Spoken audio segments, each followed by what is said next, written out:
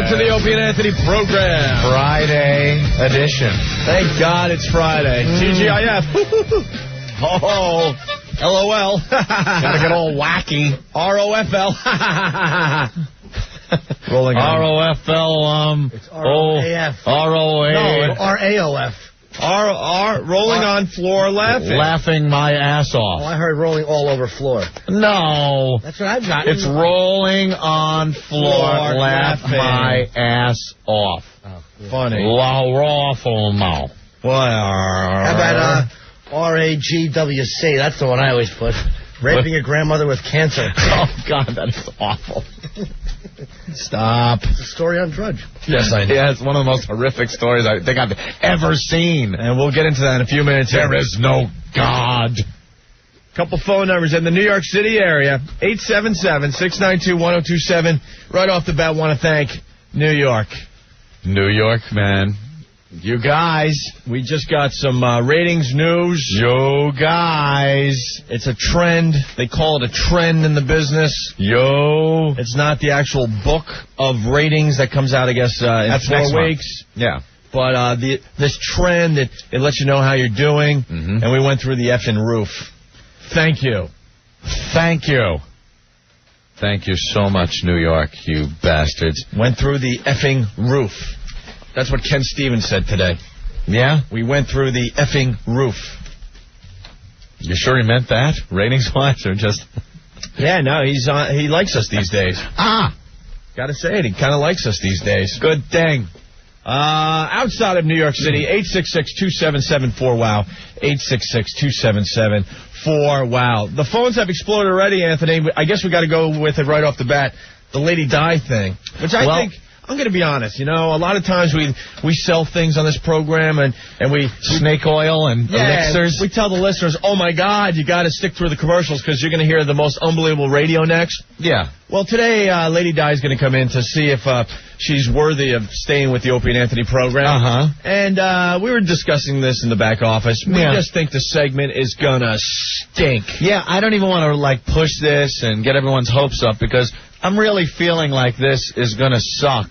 Even though it's her getting thrown off, but she's just so not funny, not entertaining. She's so annoying. We committed to this damn thing, and now we're feeling the heat. And it's not even annoying in a funny way like Marion is. Yeah. You know Marion. I love when Marion's in here. Marion is coming in with Lady Di, so maybe that'll help the segment. That could help it out. But you know what? I can't lie. I think it's just going to be horrible radio when she comes in. So we're going to try to make it quick and painless and move on with Lady Di's replacement. She hasn't...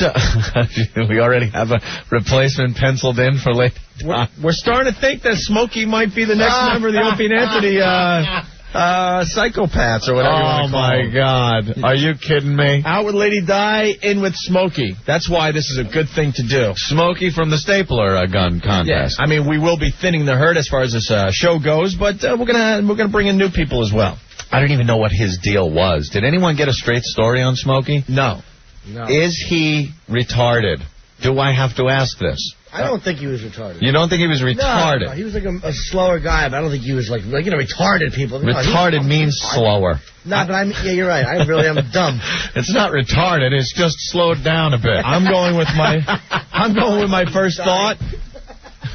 Yeah. Not enough oxygen when his mom was pregnant. That's a good one. Umbilical cord around the neck, maybe? Possibly, yes. Breech birth. He was in there a little too long, something like that.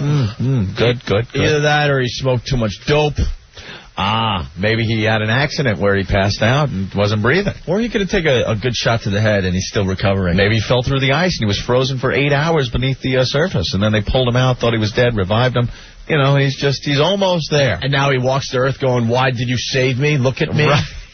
I've seen those on, Rescue 911. I saw one of those last night. The damn Red Wings won the Stanley Cup. Congratulations. Finally. What do you mean finally? Oh, finally that the hockey season is over? Enough. And they brought out, what's his name? From, yeah. From when they won it in 97 or 98. And then This is just a horrific story. They win the Stanley Cup. They go out celebrating that night. And remember the limo accident and stuff? And their star player. See, I'm not a huge Red Wings fan, so I apologize. You're not on in The guy got so. effed up bad in a coma, blah, blah, blah. And now he's just a shell of his former self. And they handed him the cup last night, and I had to turn off the TV. Yeah, it's too uncomfortable. It was really uncomfortable. It's like seeing Christopher Reeve. I mean, the guy looked really happy that he was part of the celebration and stuff, but he wants to be on his skates and, out there with everybody else. It is horrible in those things. And I don't know why they do it. It's only sad, and it's not making the guy feel any better. I don't care how many times the guy tells you, no, it's cool. Like, you think Christopher Reeve likes wheeling himself out at certain occasions, not being, Superman? Being wheeled out.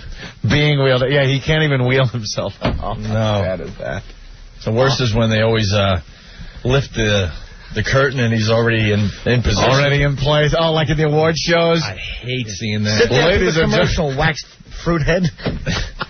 Ladies and gentlemen, the star of Superman, Christopher Reeve. Da, da, da. And the curtain comes up like when it lifted on King Kong and he's chained to the wall. Kong can't walk out. And they all give him a standing ovation because he's paralyzed. I never got that. They would never give him a standing ovation. Why else are you giving him a standing ovation? Because Superman 4. No? No. All right. I don't know.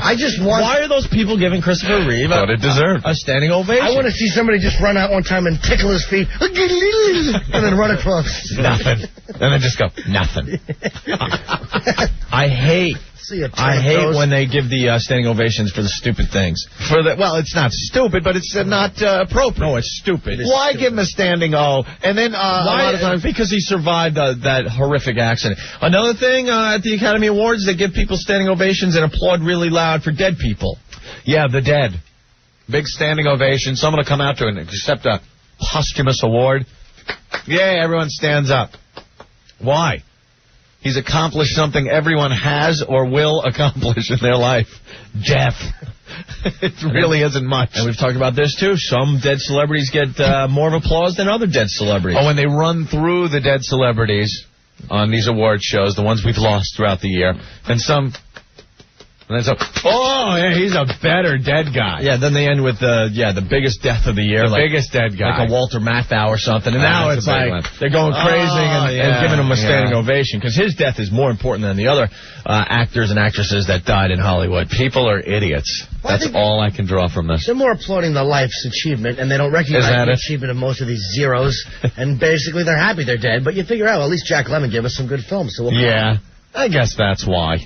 I guess when you put it that way, Jimmy. Good way to kill a funny bit. Just step in with a fact. Why applaud at all? Just, enjoy that they're showing these people on the screen or whatever you want to do, but... It's a little ungrateful just sitting there with your hands on your knees. Exactly. That would be great, though. Curmudgeon. Clap, damn it. I never liked him. Never liked his movies. That was a hump. All right. Frank, what's going on? Hey, what's up, guys? Hey. Listen, I just want to say, can we just vote off Lady Di right now? Because she's horrible. She's the worst person on the show. I agree with you. Get rid of her. I like Marion. She's cool. Love the woman. But get rid of Lady Di. Please. Well, we have to give her a chance, and she'll be in I don't know, an hour or so, and we'll get the festivities going. And can I vote off the next person to go off? Yeah. Rich Voss? No, the comedians will not be voted off this radio show. Oh. Okay. All right. All right, guys. Take care. All right. There's something to be said for the death, though, in action like that. Okay. Look at Dale Earnhardt. He would have been. What if he got paralyzed and they wheel him out at the Daytona 500 or something, and everyone would just be like, "Oh, goddamn Dale, what happened?" But now he's a legend, and there's something to be said about that. He wouldn't even be able to walk away from his own stupid fans when they started the noise. Oh, my God. I want you in that one again. Hey, Intimidator. Oh, he's in the wheelchair, and he's the Intimidator. Hey, I am very distracted, and I apologize. 3s on the side of his wheelchair. You know they would slap the 3s on the side. Slowly rotate. Oh, God. 3. Oh, my God. That's horrible. Sponsors all over it. Budweiser on his bedpan. We got a lot of racing fans. I'm just saying, it's you guys deal with the hate mail today. That's the glory. He went out in that glory of hitting that wall. No, I'm making fun of it. Yeah, send me hate mail. Yes, I am. Norton doesn't care. Okay, I've been a NASCAR fan. Anthony, I'm really distracted. Yes. We're doing the WOW contest. Yeah. Well, some of the contestants are making their way up on the OpieandAnthony.com website. Oh, let me look. You want to, well, basically, we're doing a WOW contest. We're looking for the best WOW in America. A few of the men's magazines, very interested in this contest, by the way. We'll see what happens with that. But one lady's going to walk away with $5,000 cash, courtesy of RisqueVideo.com, RISQUE, video.com, your 24-hour adult video novelty and DVD superstore. OpieandAnthony.com is where you can go to see the rules of the contest. A lot of the cities that we broadcast to are in on this contest. And the first contestants making their way to OpieandAnthony.com. Wow. Some are wow and some are wow. Wow. Well, don't now. They know who they are. Stop it. No, they don't, because if these girls, they all came down to the station thinking they were hot stuff. Yeah. So I'm not going to spoil it for them. But there's some horrific sites up there already. My God. I like this new format with the little thumbnails on the side. Yes. And the big portrait picture in front. All right, that girl looks like she has anorexia. What's wrong with that? That girl looks like she's in the middle of a sex change operation. Oh, God. Well, that's and then you got some really, really beautiful ladies up there. So that's a TF Who's representing shot. so far? Go back to the main page. We have Sacramento. We got one from Sacramento, right?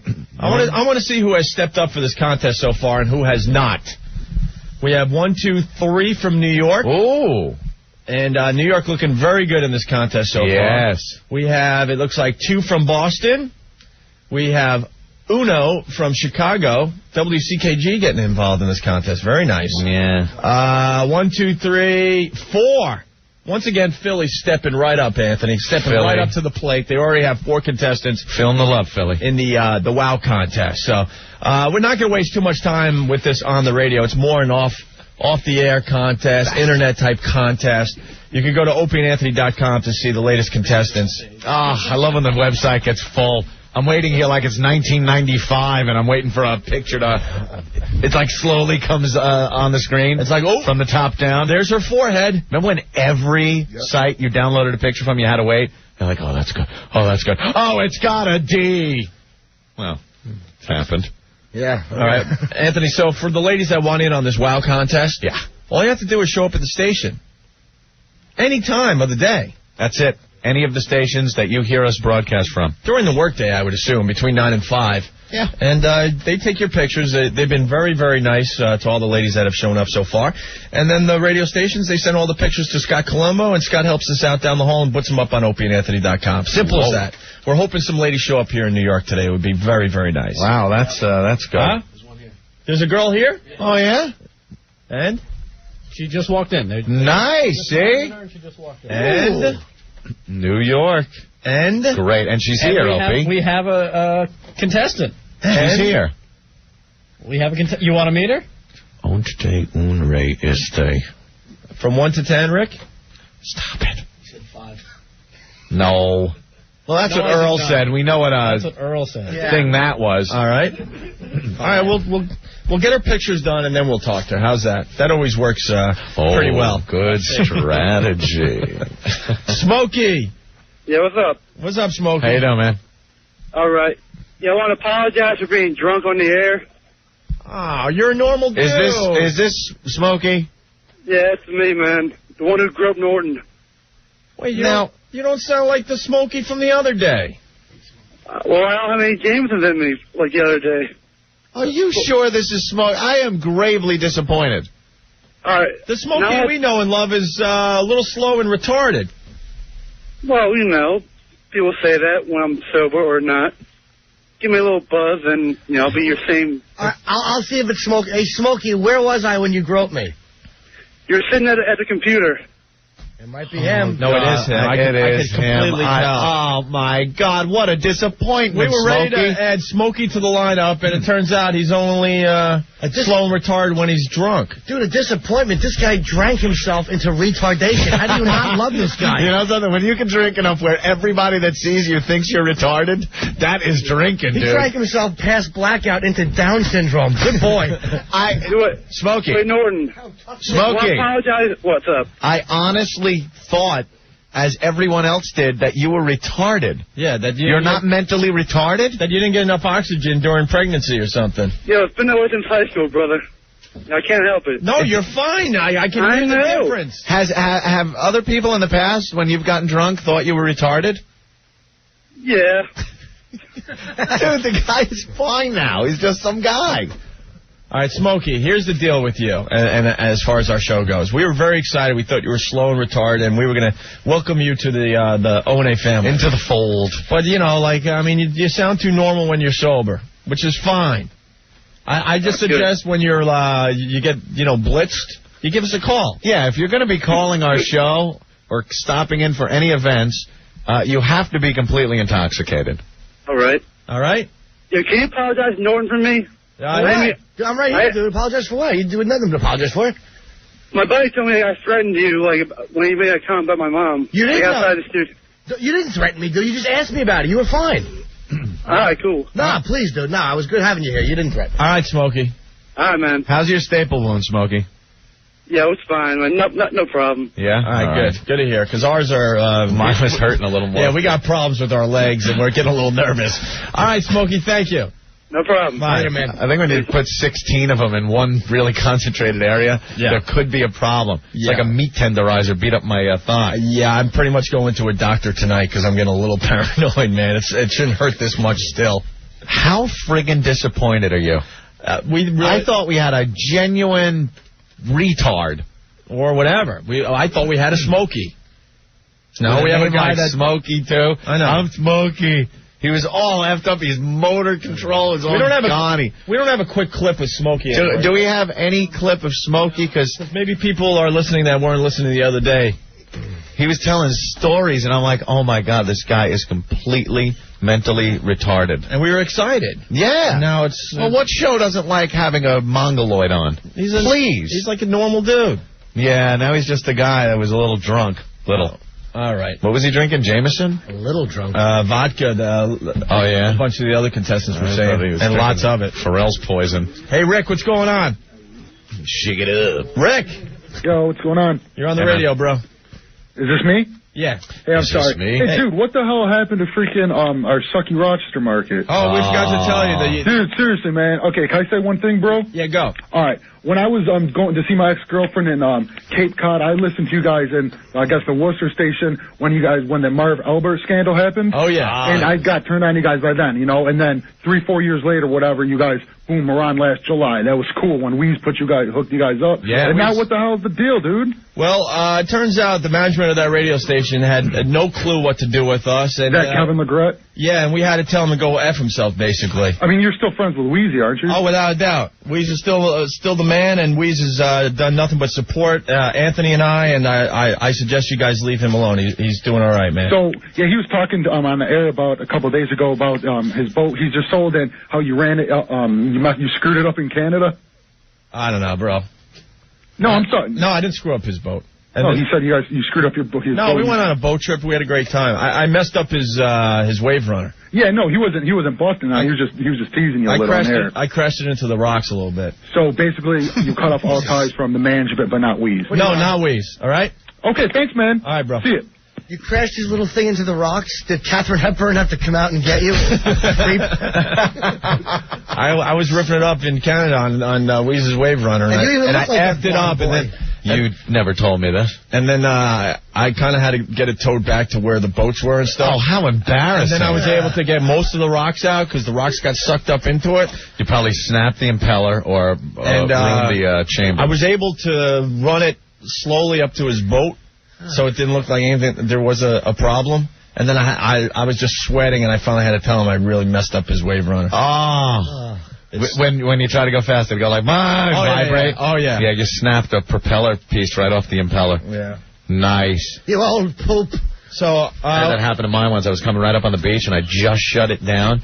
And the second I shut it down, it sucked the rock up and just snapped the impeller. I was pissed. I wouldn't know. I don't know what you guys are talking about. Oh, it's good stuff. Come on, wave runners, personal watercraft. You don't know what a probably wave the runner coolest is? goddamn thing. Get off your goddamn computer. It's a jet summertime. ski that you don't have to stand up on. It's a motorcycle for the water. That sounds fun. They're great. You've never seen a wave runner? I've seen them. I just didn't know what the name of them was. Dude, first of all, also they're complete chick magnets on the beach. Yeah, not when you look like this, they're not. Well, you wear a tight wetsuit and hold that in. And then you come screaming right up onto the beach. You shut it down. You jump off. You open up the thing. You pull your beers out. You're like, ladies. Yeah, and then, there's a rock in my thing.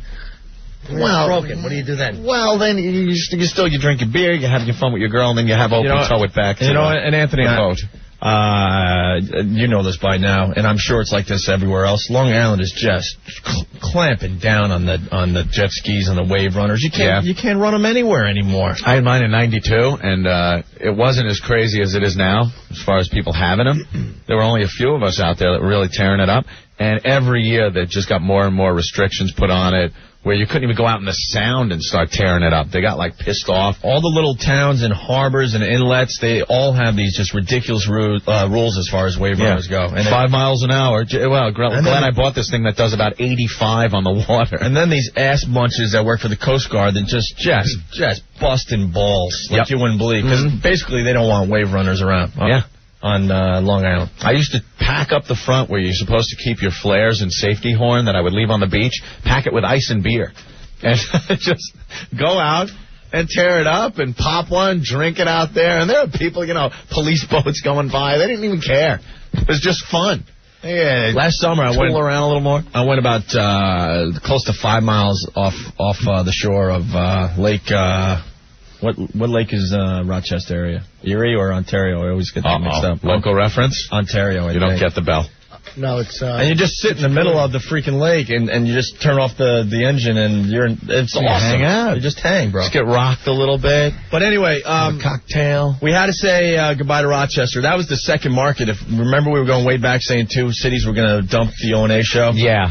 One was Austin, and the other was Rochester. Mm-hmm. And, the management up there has got to wake the F up. They got to wake the F up. Wake up! They run 4 radio stations up there, and they couldn't figure out what to do with you and I. Slick up there? And then they were dumping out and cutting up our show like crazy, and then lying to our faces that they weren't doing it. Yep. Because they were a little paranoid about some of the material we were doing. Yeah. So they were censoring the show for content. They were self-editing. And then they decide, you know what, our listeners need to listen to classic rock. So then we would come back from, a break, and then they would play 20 minutes of music, and then finally get back to our radio show. And John McCrae, who's the program director of WCMF, lied to my effing face. Slick? Yeah, I mean, I had my slick. I had a bunch of friends and stuff up there. A bunch of our listeners, because Buffalo's right there, Rochester, Buffalo. Buffalo carried the show live. A lot of our hardcore listeners would listen to the whole show on WBUF in Buffalo, and then tune it in on CMF in Rochester, because they did tape delay. They start at 9 or 10 o'clock at night. Right. And the show was completely different. Effing different. They were tearing it up. And these guys lied to our faces. Then they... Slick didn't like it. Then a week... old Slick. About a week ago, they go... Well, here's the deal we want to make. We don't want to pay you guys. They had some kind of bonus plan that we would have never hit. So basically, we were going to give them the show for free. Yeah. And they were going to run it at 9 o'clock at night. So I said, go F yourself. We ain't taking that demotion. We will take our chances, and we're going to try to get it on another station in Rochester. And you know what that'll do? Oh, then you'll learn Slick. Remember Slick at the Video Music Awards? Yeah. With his suit, trying to be the next big Infinity goddamn bigwig. Who's Slick? Slick. Who's Slick? Here is how I describe Slick. His name is Kevin Legret, and he wants to be a bigwig. He wants to follow in the footsteps of Don Balukas, the biggest scumbag in the business. You know what Slick is like? Watch Die Hard. A douche. Watch Die Hard. Remember the guy? Hans Booby. I'm your white knight. Remember that guy? That's effing Slick. Oh, what a... He's got the suit and no brains. Hans Booby. I'll tell you what's going on. You know what happens to him?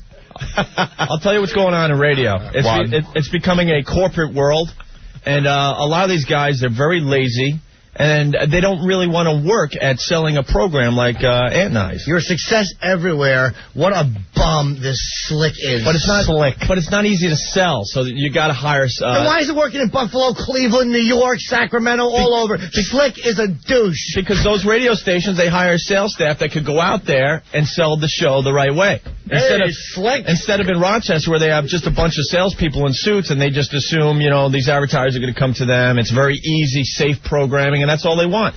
Guys like Slick, Kevin LeGarrette, are wrecking this business. He's a young guy, and he thinks he's going to be a bigwig in Viacom. He is mistaken, my friend. Hi, this is Slick. I can't come to the phone because... He just pissed off the second biggest show in Infinity Broadcasting. Yeah, good luck with your career.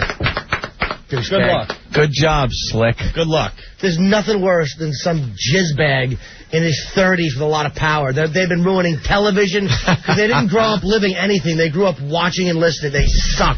And it kills me that we had to say goodbye to WCMF because it was a station I cut my teeth on, man. I worked there, and I was just a little plebe. And isn't it like a thing that you just kind of want to be there and...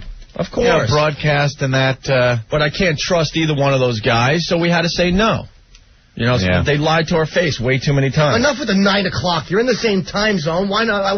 Why can't they just put you on the day? So we'll get back on in Rochester. It's a matter of time.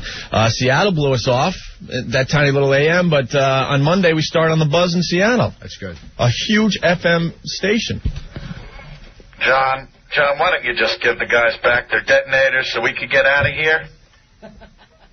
You don't know what you're doing. Hans, Booby. Tell him you don't know me. Tell him you don't know me. Tell him you don't know me.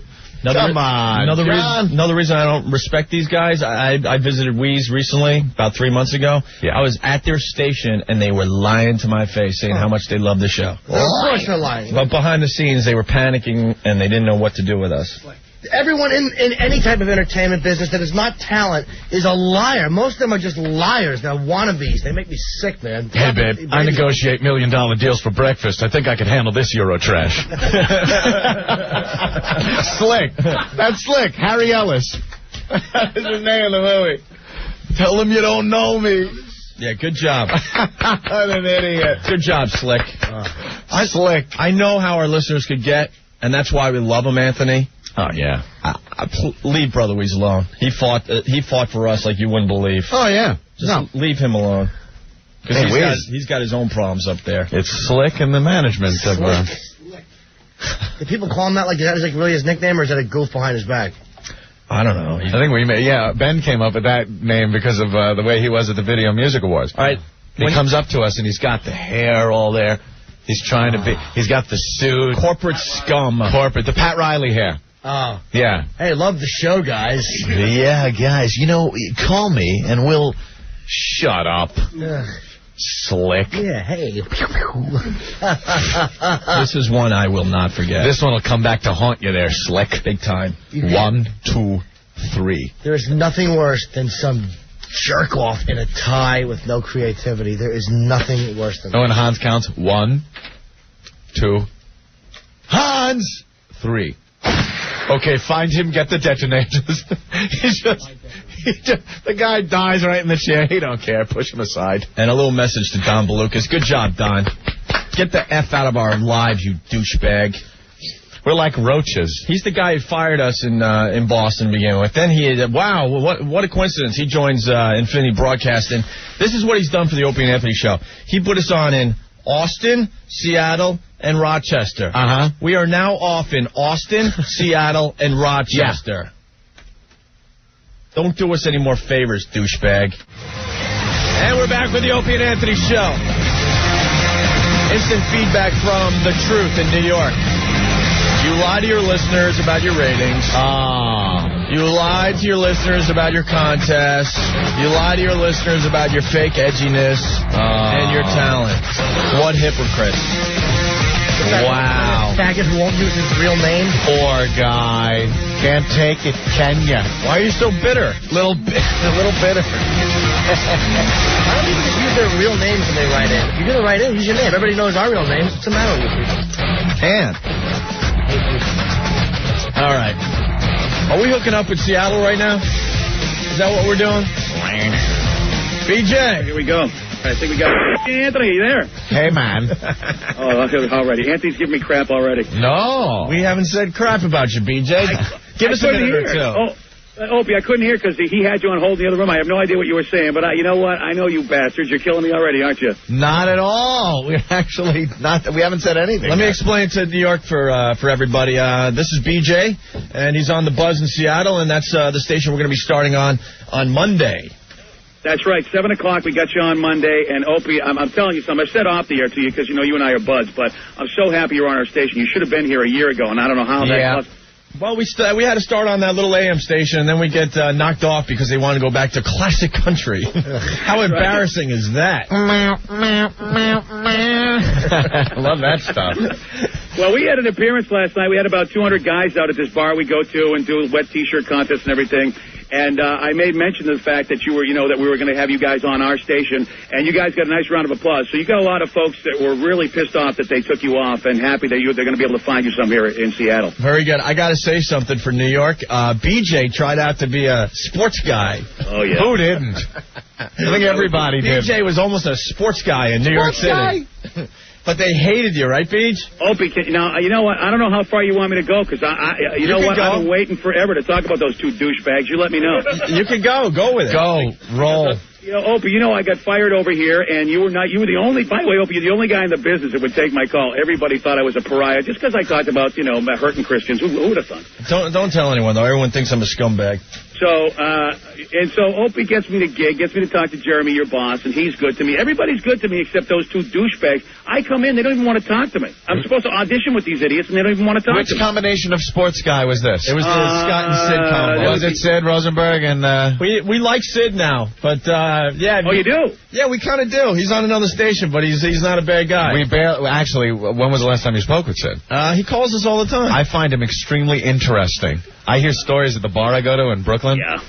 Well, in that case, I will just say that then it was the other guy. Well, BJ comes in, and he's, they're trying him out, maybe become a third sports guy, and they're in the office, and these two guys wouldn't even acknowledge that BJ was sitting there. Really? He flew all the way from Seattle, and he just sat there and did nothing. That's comfortable. Now, I didn't say, Opie, here's the story. You ready for that? I'm going to tell you this. And just do it. It's going to be unnamed because you say you like one of the guys? Yeah, it's all right. No, you can say whatever you want. Now, go ahead.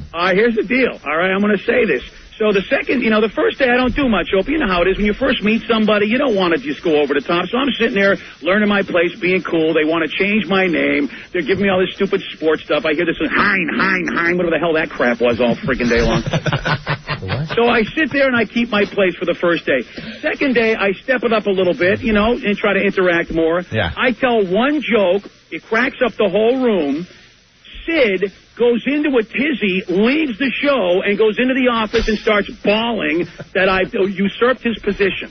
What? He quit the show. I mean, he went, and then Scott... Sid is a complete lunatic. He walked off the show because BJ was being funny.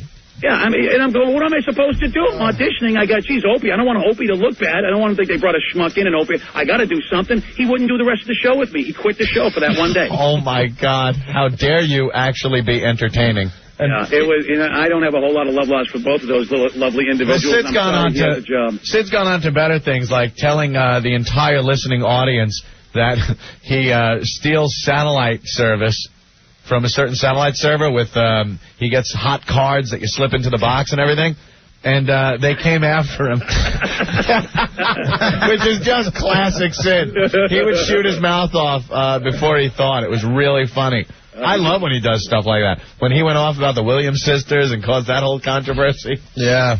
Well, I tell you, guys, we're so happy to have you here, and I want to give you props. I don't know if you're still talking about this, but the Robert Clary interview was just stellar. I forgot about that. Yes, the what's his name, LeBeau from Hogan's Heroes. We had him on our show, and he had a book coming out or something, and we actually thought he'd be a little, I don't know, open to the humor of the whole thing because he was on a show that made fun of Nazis and POW camps.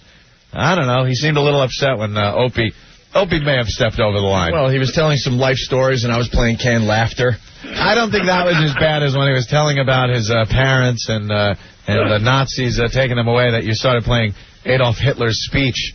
But that's when I finally went too far, because before that he called back 5 or 6 times because he still wanted to promote his book. To plug the book. No matter how awful we got with the guy, he kept calling back because he knew he could sell some books if he stayed on our show. Please stop it, but could you plug my book? Please plug my book. Hey, BJ, too bad you guys didn't pick us up last week. Aunt and I stapled our leg this week. A lot of fun. 16 times each. Oh, you know what? See that? You know what, Opie? That's why you're going to be, and Aunt, you guys are going to make it. I won't do that crap anymore. That's the stuff. See, I'm done with that. We did it with a staple gun. No, this was the first time Aunt and I actually stepped up. We usually just sit back and watch everyone else be idiots, but for once, Aunt and I stepped up and had a competition. You want to tell BJ real fast? A lot of people commented on that too. I think that was the first time we ever did anything. We usually get people to do horrible things to each other, but this was the first time we kind of got lulled into it somehow. I think BJ should do this on a show today. Yeah, you know something? I'll tell you what. I'll fly you guys in to take my place. Opie, I'm done with this. This is a great contest because you know what you do? You take a newspaper and a staple gun. You put the newspaper on your leg and staple through the newspaper, and it doesn't hurt because the staple doesn't even make it through. So then you take one sheet off of the newspaper and hand it to your partner, and then he gets the staple gun. He does the same thing. You keep going back and forth like that until someone quits. Oh. I actually had to give up with only 4 sheets of paper left. I'm not surprised because, Opie, people don't realize Opie is sick enough that he'll take a bullet to the head for There you go. That is true. Well, Anthony was bleeding through his pants, and then the competition was over, and I decided I needed to take one for the team, and I just shot one right into my leg. Yeah, when I yelled out, I'm in pain and I'm bleeding through my pants. That's a sound clip that's going to haunt me for years. And I just want Seattle to know this is the kind of quality entertainment we're bringing to you Monday on The Buzz at 7 o'clock. Nice. Yeah, I hope they don't expect anything with substance, BJ. No, you know what? We're not about substance on this station, which is why I'm happy you guys are here. You're a lot of fun. And anybody that's listened to you when you were on the AM station, they know you guys are great. And again, you're good people, which I know you guys like to have bad reps, but you both are good people, and I'm happy to have you aboard. Hey, BJ, I heard a rumor about you. Really? Well, is it true one time you tried to get your wife laid on your radio show? No, I actually got... Now, you know what you probably hear about is Kathy gave me a coupon to go see a hooker. You know, Opie, I've only been with one woman my whole life. What the hell is that about? I mean, this is... You know what? I mean, this is... Opie, you know Kathy, right? Of course. She's beautiful. She's a great lady. Well, one day for my birthday, we were going to the Collective Soul concert. On the way, she gives me a card. I open up, there's a coupon in there, and in there it says, coupon good for one free hooker. And she was serious? She was serious, because I had never been with another chick but her, so high school sweetheart, the whole thing. And I'm looking at her going, what are you, insane? She goes, look, I messed around a lot when I was, before we dated and everything. She said, you never had another girl but me. Go out and do it. Wow, what a trooper. Yeah, she's out of, so that might be the mix-around rumor you heard, Opie, but she did give me a coupon for a hooker. Did you ever redeem it? Yeah. I did actually. I was down for that morning show boot camp, and Opie was the worst experience of my life because I had never done it like that. And I went to this Asian joint, this Bangkok, and that's not a joke. That was the name of the joint. Bangkok, yeah. What, you went for the Yankee Cranky massage? Happy ending? I did.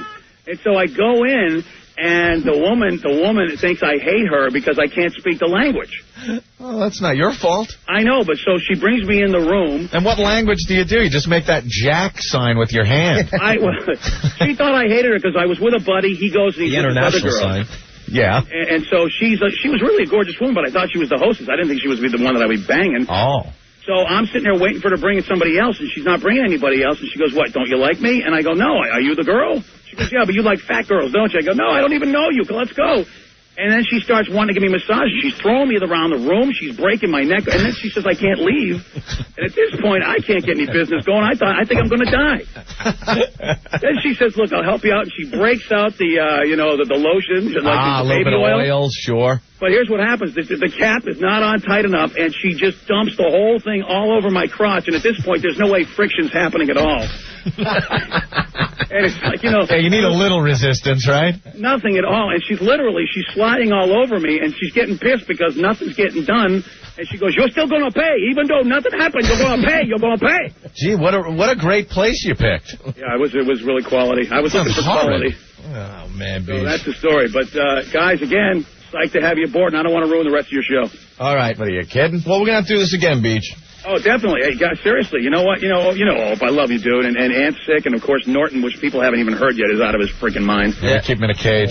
Yeah, just to give a little history, BJ and I worked together at WCMF in Rochester. CMF dumped our show this week, BJ. What? They took you off? Yeah. Oh, you're kidding me. No. Oh, that's all right. Payback's a bitch. Trust me. Payback. You know, some guys. Seriously, I cannot understand that at all. There's a young guy. You're running all 4 stations up there that thinks he knows what's going on. Slick. We call him Slick. We call him Slick. He's like Patrick Bateman from American Psycho. Oh man. He looks just like him. The slick back hair, the suits. Oh.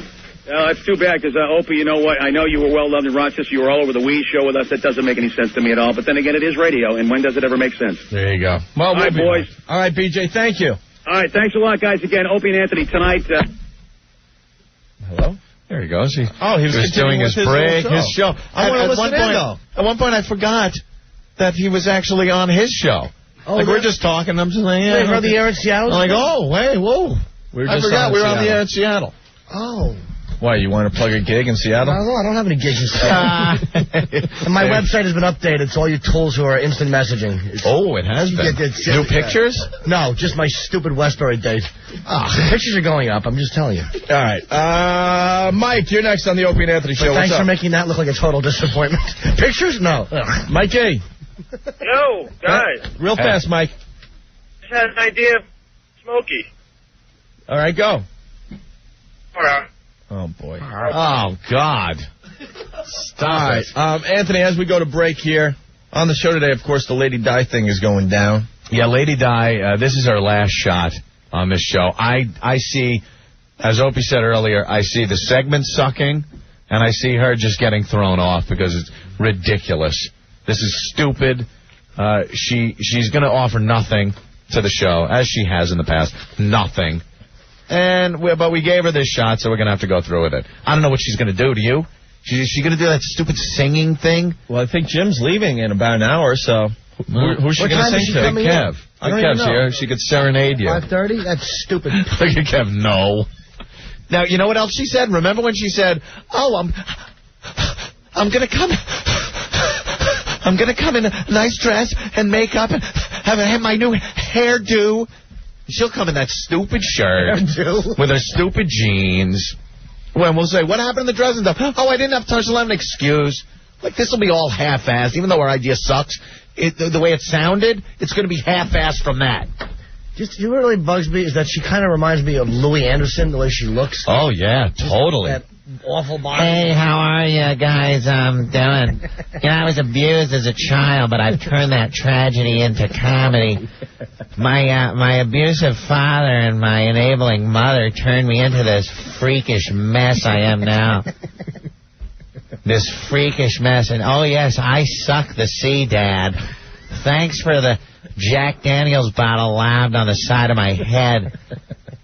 Thanks, Mom, for being so enabling that I never had a stitch of self-esteem to stick up for myself in the playground as every child beat me senseless on a daily basis.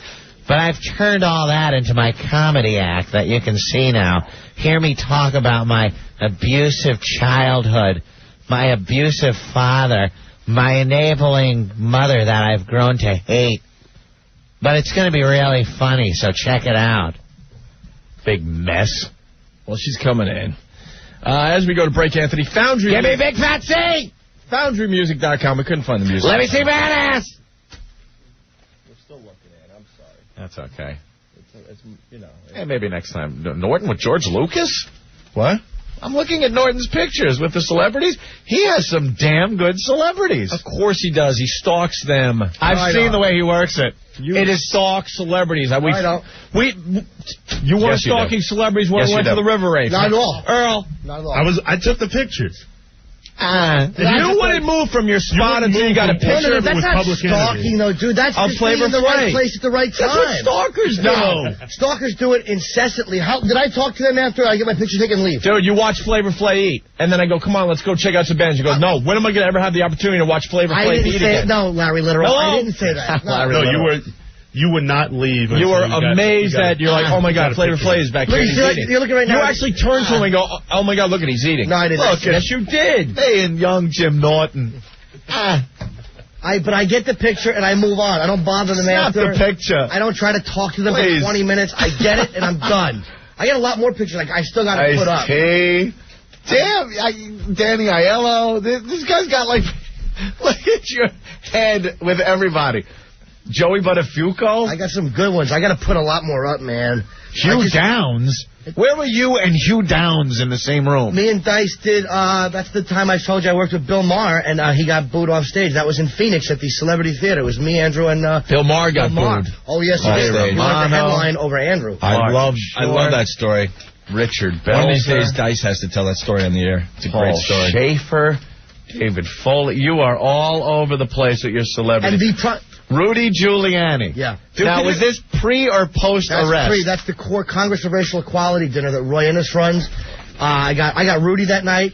And, of course, the biggest ones because that's actually not... More amazing is you in a suit. Yeah. I got B.B. King and Heston that night, and neither one of them came out good. They went to my missed opportunity. Did the Secret Service come running over to you like they did Travis Bickle? Dude, Get him. My buddy Kevin Hart was taking the picture. So, you're interested in the Secret Service? Why don't you give me your name and address, and we'll get that info out to you. Only 6 digits he gave in the phone number? Rudy wanted nothing to do with me, but I got him, and Kevin had the camera. I'm like, dude, that's Giuliani. Get the camera. It's all timing. And I'm like, oh, hello, Mr. Mayor. And he just, he knew it was a picture. He couldn't look like a jerk. Oh, Robin Williams. Look at you and Robin and his big hairy arm around you. Comedy show, yeah. We were backstage at River Ray. He was just like, I want to take a picture with this guy. And after we take a, who is that? I knew it was somebody. Yeah, most of them I don't care. You didn't know who they were. So what? Most of them. Big deal. Hey, that's Bernhard Goetz's lawyer. Bernie Goetz's lawyer, Barry Slotnick, and John Rowland from the news. Yes, here in New York. Well, check it out for yourself. Eatabullet.com. Can you tell a Bill Maher story? Yeah. This is hilarious. Bismarcky. It was. I used to have the name Patrice O'Neill over that. Very good. Me and. Listen to this story. This is true, man. This is about a year and a half ago. Me and Andrew were doing the Celebrity Theater in Phoenix. It's a theater in the round. It seats about 3,000. And we had done it before. It's an amazing gig. So Andrew wants Bill Maher on the show because, Bill's a funny comic. And he's like, all right, we'll both sell together. And, he's had me on his show. Bill's a putz. Yeah, I know you guys had the thing with him. But I had only met him once, and he was cool to be the one time I met that big forehead with a spade shovel. Well, there's a lot of people in Phoenix that did it for you. Because it's supposed to be me, Bill, and then Dice. I'm hosting. Bill will go up to 35, 40. Andrew does an hour. He calls Dice and says he wants to headline. He's like, if we're going to be doing these gigs, I don't know. No, that's it. Dice is like, okay.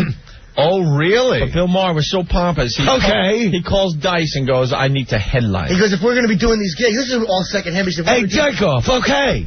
I don't want to always have to go on. I don't always want to be the opener. And Dice is like, I got an opener. Jim Norton is going up first. He'll warm the crowd. It's kind of a co-headlining thing. Yeah, man. So Bill's like, no, I want to kind of do this. I'm like, all right. That's when Hugh Downs was there, by the way. He was at the show.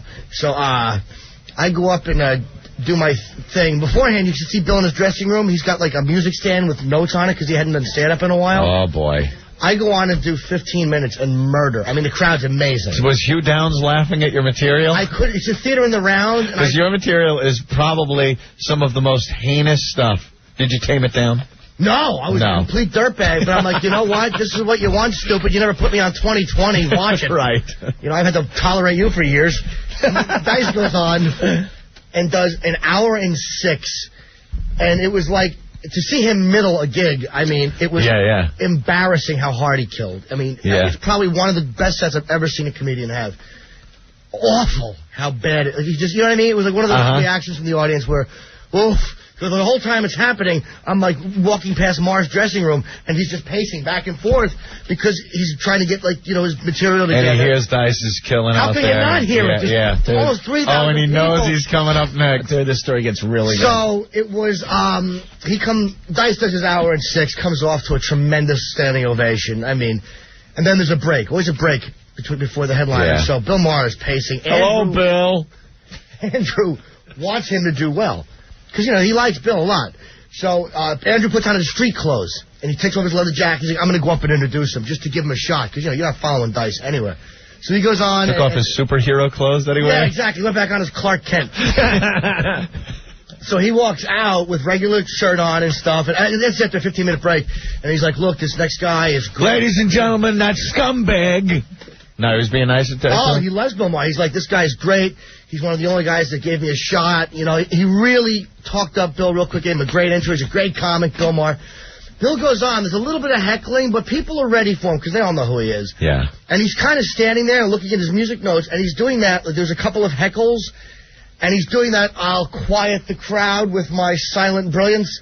Oh, no. Instead of going right into it, because he's funny, man. He would have done well. He's a funny comic, whether you like him personally or not. All right, stop kissing his ass. Don't worry, he's not going to come after you. He's in L.A. Jesus. He's in L.A. No, we get it. He's funny. All right. You've said it a million times. I have to say it. I can't, because it's dishonest of me not to say it. I know you hate him. He was a dick to me that day, too. He just starts getting booed, and I'm thinking, tell a joke, man. He just stood there and did nothing. Literally for 20 seconds, 30 seconds, without saying an eternity anything. on the stage. Oh, with 3,000 people in a circle. How pompous, how Bill Maher that is. I think that he was, I don't know if he was panicking or if he was annoyed, but he was saying, I'm not that type of comedian. He was kind of scolding the audience, and he started talking. Now. 6 minutes into it, they are booing horribly. Oh, that's great. Horribly. Good, 6 minutes. He walks off. By the way, this is already my favorite story ever. You missed he walked off. He walked off after 6 minutes. 6 minutes, he walks off. And now the promoter's panicking because people paid a ticket price to see national names. And the promoter, Dice, is talking to Bill in the dressing room. I'm standing there think that went okay. I heard Bill was slamming back some booze. Oh, dude, he was loaded. There's the picture of me on that site is him after that show. It's in there somewhere. It's me and Bill after the show. So I'm panicking. So I'm like, I'm not going to get my picture with Bill Maher because I need it for the website. I swear to God, I'm telling this dude, Rob Cullen, I'm like, dude, I'm not going to get my shot. But he's not a stalker. The promoter goes on, gets the crowd to start chanting, Bill. Oh, Bill. Stop dude, it. the promoter knows. The promoter's good, man. He knows he's going to lose a lot of money. Dice talks Bill into going back on. I heard Dice had to go back on stage and calm down the crowd.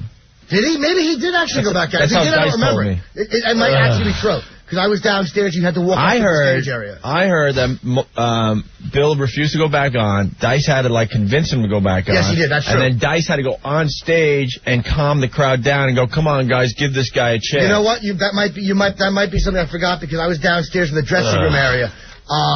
Good. So Bill did go back on, and they were actually arresting people out of the audience for screaming.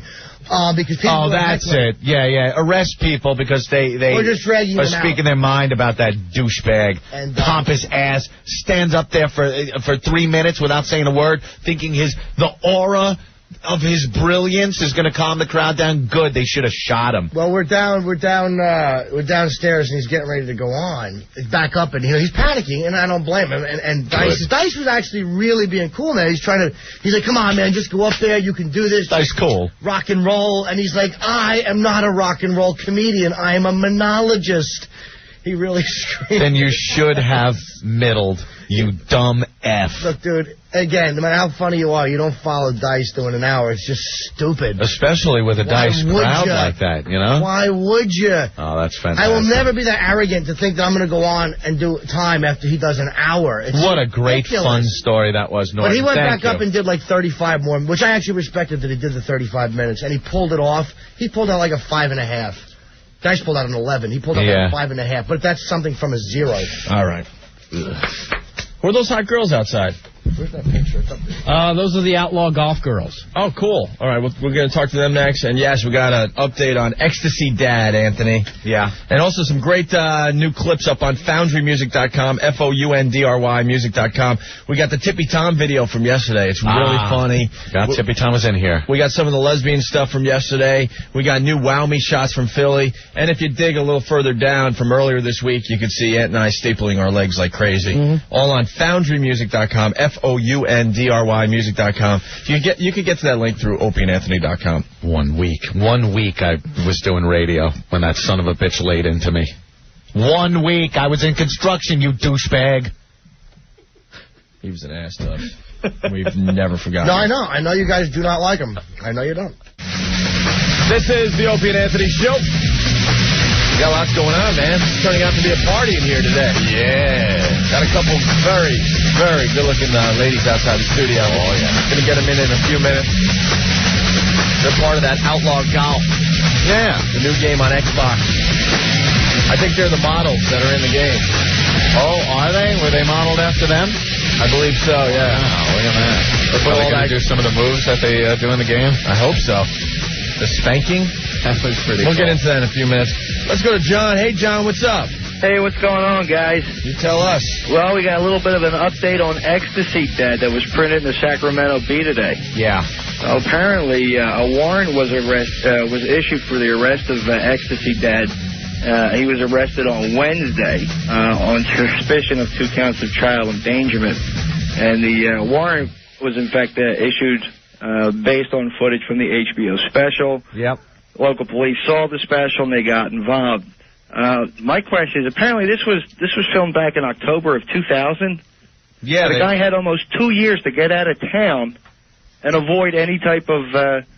Dude, did you see the special? Yeah, I saw the special. Did the guy look like he had any common sense whatsoever? No. The guy committed crime after crime, felony after felony on camera. That was not just a camcorder, not some R. Kelly thing. This was aired on HBO. True. And the guy didn't think twice about it. He was proud of it. He was happy with it. He had a underage son doing ecstasy and smoking weed and drinking. He was getting booze for the kids. This just crime after crime. And the guy was like, hey, you know, why are people persecuting me? The guy's an idiot. Yeah, pretty much. There's a beautiful mugshot of him, and he pretty much looks stoned. Does he have his upside-down visor hat on? No, his Ecstasy Dad clothes that he wore to the raves? One of the best things we've ever seen on HBO, though, I got to tell you. Oh, it was really good. The guy just lost his mind. I guess he got divorced and decided he needed to hang out with 17-year-olds and do X and stuff. Frosted his hair blonde. The guy was, 40 years old? Yeah, at least. And he's running around with some high school chick, and he's got ecstasy, and he's going to the raves. And, jeez, what an ass. Yeah, well, he didn't want to be declined. He declined an interview for the article. I guess maybe he's waiting for a call back from HBO. Yeah, HBO can do an update. And he admitted to so many things right on camera. Yeah. They're also looking into whether or not they can file charges for allowing children to consume alcohol in the home. I guess that also was based on footage. But well, I'm kind of confused because at the end of that HBO special, he was arrested. Yeah, he was. But he was arrested for the drugs that he had possession of in his apartment. It had nothing to do with the special because he couldn't have been arrested for stuff on the tape because that didn't air. Okay, I got you. Right. Although I wonder how much responsibility HBO would have had to turn that over to the police before they even aired the tape. You know what I mean? Yeah, it seems like if you have a felony on tape, it seems like you would be obligated to turn it over to the police immediately. Well, morally maybe, but I don't know about legally. I don't know. All right, we got to let you go, John, because we got a spokesperson from the Sacramento Police Department on the line. He might be able to give us a little more about Ecstasy Dad. It's Sergeant Risley? Yes, it is. How you doing, guys? Hey, Sarge. We got you live on the Opie and Anthony Show. How are you, sir? Excellent. I'm doing great. How about yourself? Well, we did a huge segment on Ecstasy Dad about a month and a half ago when that aired on HBO. We thought the guy was beyond hilarious and beyond stupid. Probably one of the biggest dumbasses I've ever seen on television.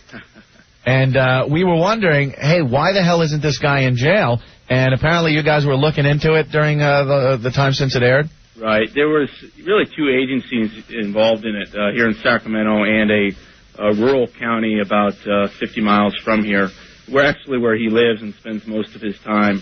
And we had some challenges regarding, was the tape good enough to file charges and things of that nature. Of course, as you did, we saw what we thought was use of drugs, but the issue became, well, how do you prove that it's actually drugs? Oh, man. Things like that. So that's why we were eventually able to, with that tape and some follow-up witness statements, go to a judge a few days ago and have him sign the warrant for 2 felony counts of child endangerment. What other evidence did you have to get besides the tape? Well, there was some contact with the people involved. This documentary that HBO did took place over a year period of time in 2000, as you guys mentioned. And so there was a lot of people involved, and there was some contact with those people. Some were cooperative, some were not. And we put a case together and presented it before the judge, and of course now this is the first part of it, and he'll have his day in court and have a chance to be heard, and we'll see what happens. What's the worst that could happen to him now? Well, he's looking at the 2 felony counts of child endangerment, and that's what we recommended, of course, and it was signed by the judge. Now it's in the DA's hands. I'm not sure what if you look at from what he can actually be sentenced to years-wise, I'm not really sure. A DA would be probably a better person to ask, but they're very serious charges. Of course, we took this very seriously. He looks like a cop a deal kind of guy, though.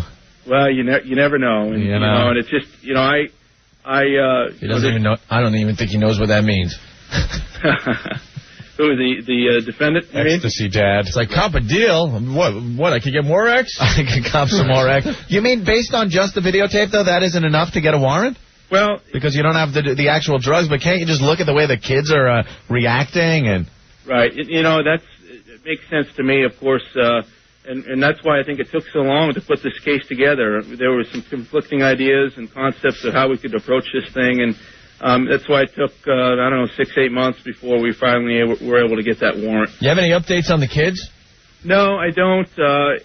I know that when we arrested him at his residence, there were no kids there. Apparently, his girlfriend was at the residence. Find any drugs there? I'm not sure about that either. Several people have asked me if there was a search done or not. I just don't know. Was he still seeing the same girl? I don't know, actually. Was she young? Don't know that either. I wasn't there, so. Don't know. Yeah, I wish I knew more on that, but it's been an interesting case for us, and we kind of see. Unfortunately, parents today, with kids really lack role models, and this guy was the worst of role model you could be, and it's pretty sad when you look at what the kids' futures are with that kind of leadership, if you will. Had you heard about this before it aired?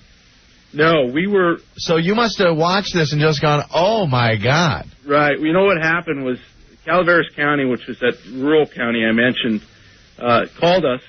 Talked to one of our investigators and said, here's a heads up. HBO just aired a special about Ecstasy, and it was part of it was shot in your town. He's great. Right. So we were really interested in looking at that, and once we did, the investigation started. You guys must have been out of your minds. Well, it's a unique case, and it seems very apparent you take yourself out of the job, and you and I looking at that thing, it seems apparent that something is not right. Now, that brings up my other point, though. Is HBO responsible at all to turn in a tape, or anybody, if they've recorded a felony? Are they responsible or held liable in any way that they didn't come forward earlier? Right. I think this is an area that I don't know that I have the answer, and is it the right thing to do? Yes, it is, but and I'm not sure how cooperative they were in the investigation. I just don't know those facts, and they'll come out in trial. And of course, we're trying to keep some of this under wraps because the case hasn't been presented yet. Yeah. Well, I guess as this rolls on, we'll be back in touch. And I'm fascinated with this idiot. I cannot believe that there's a human being out there that would do this on camera to his kids. Right. Yeah. I can't agree with you more. And it's an unfortunate incident, and we'll just let the process take place now and see what happens. Did he make bail? Last I checked, he was still in, but that was yesterday afternoon, so he could be possibly. Yeah, $50,000 is $5,000 cash, right? Right. Yeah. $50,000.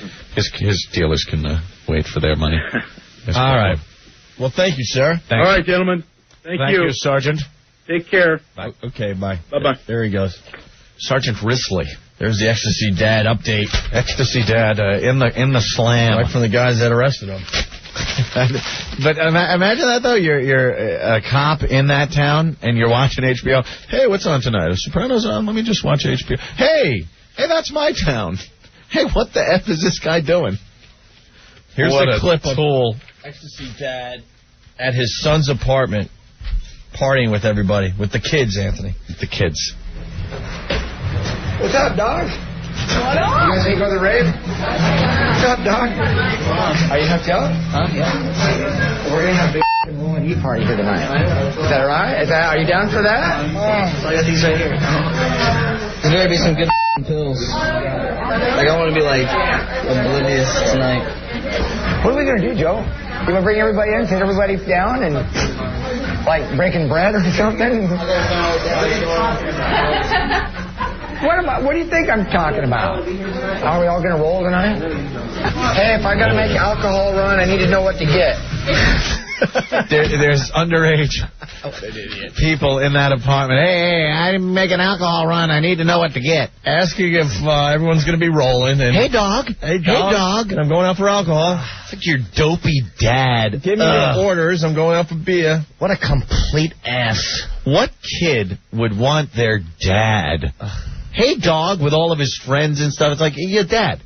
Get your own goddamn friends. What white person should be saying dog? Dog? Let black people have that. That's their expression, you stupid white thieves. We're going to roll tonight? Black people don't like saying dog anymore. It doesn't Ever matter. since Ecstasy Dad said it, it made it uncool. When that stuff goes mainstream, man, they're onto a whole new thing. Good.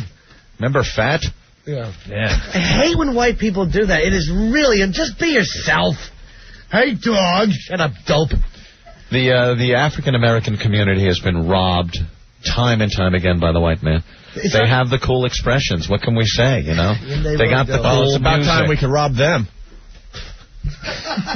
You know, blue-eyed, blonde-haired Hitler Youth Opie. That's just a joke. There's plenty. It goes back to, the old jazz days and stuff. How many of those black musicians just got raped, Elvis is recording this, hey, let me tell you something, I'm taking a song from a black man. And there's the black guy that wrote it, with no shoes, poor. Playing in the street. Tin shack in Alabama. Going on, I rode hound dog, yeah, whatever, shut up. Sure. Here ain't nothing but a hound dog. Can I have some bread? Yeah, here's a quarter. I gotta get to the restaurant. Hello, hound dog, D-A-W-G. That's all right. They get us back in the park late at night. Yes, they do. For all that stuff. When you pick them up dressed like ladies and you make a discovery. That was an African prince. Hey, here's Ecstasy Dad. Yeah. So now he's on tape. This is the last clip we'll play. And he gets caught. And now he's on tape still, trying to figure out what he's going to deny. Right. In his latest arrest, I think. I've never even been to court before other than for a traffic violation, even through the divorce and stuff. Never went to court.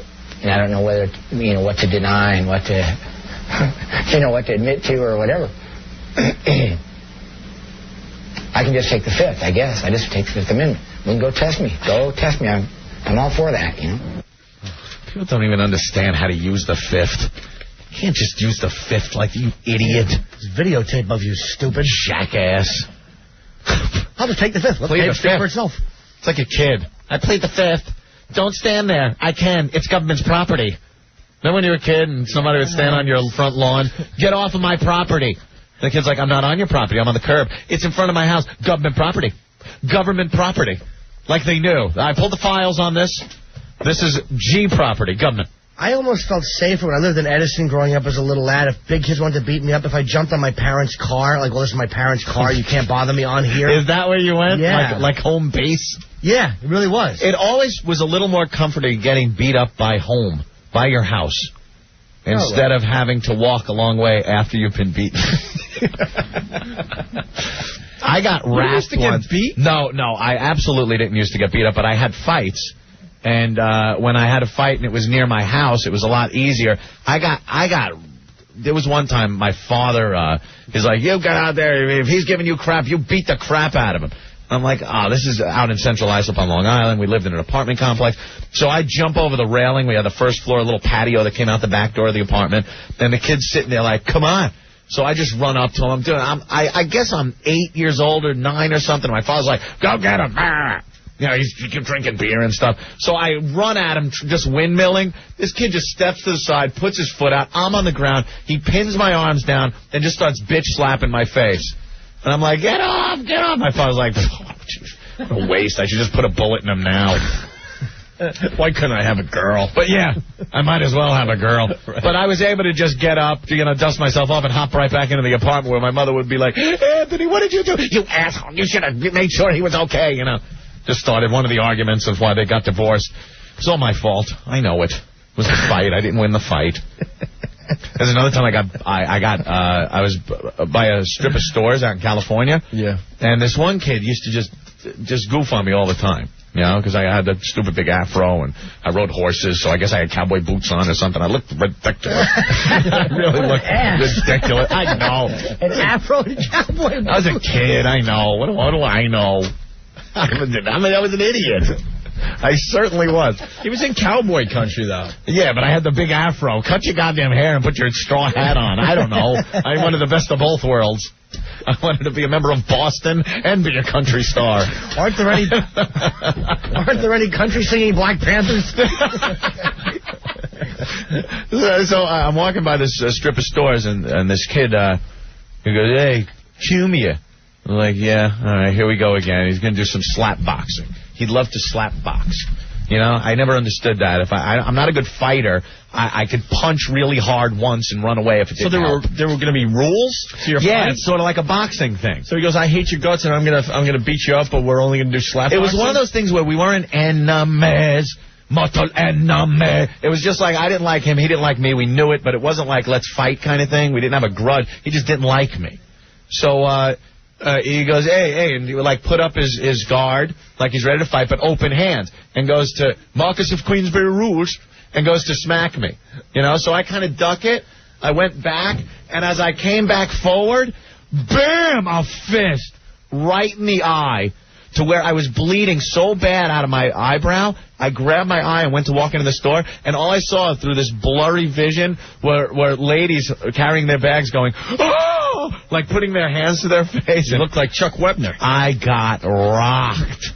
A Chuck Webner reference. And the reason I bring that up is because I was far from home that day. Yeah. So now I'm like walking, just staggering, bleeding, and it sucked. You know, it's easier to get beat up closer to home. Was that the end of the fight? Hell yeah, man. What was I going to do? Nothing. He didn't. No, him and his friends went off like Butch and Wayne from our gang, laughing. Alfalfa. And just walked away. Hey, Spank, we got to beat up Butch. Come on, Wayne. He's down. It's one of those scenes. And it was black and white, and they ran away in fast motion.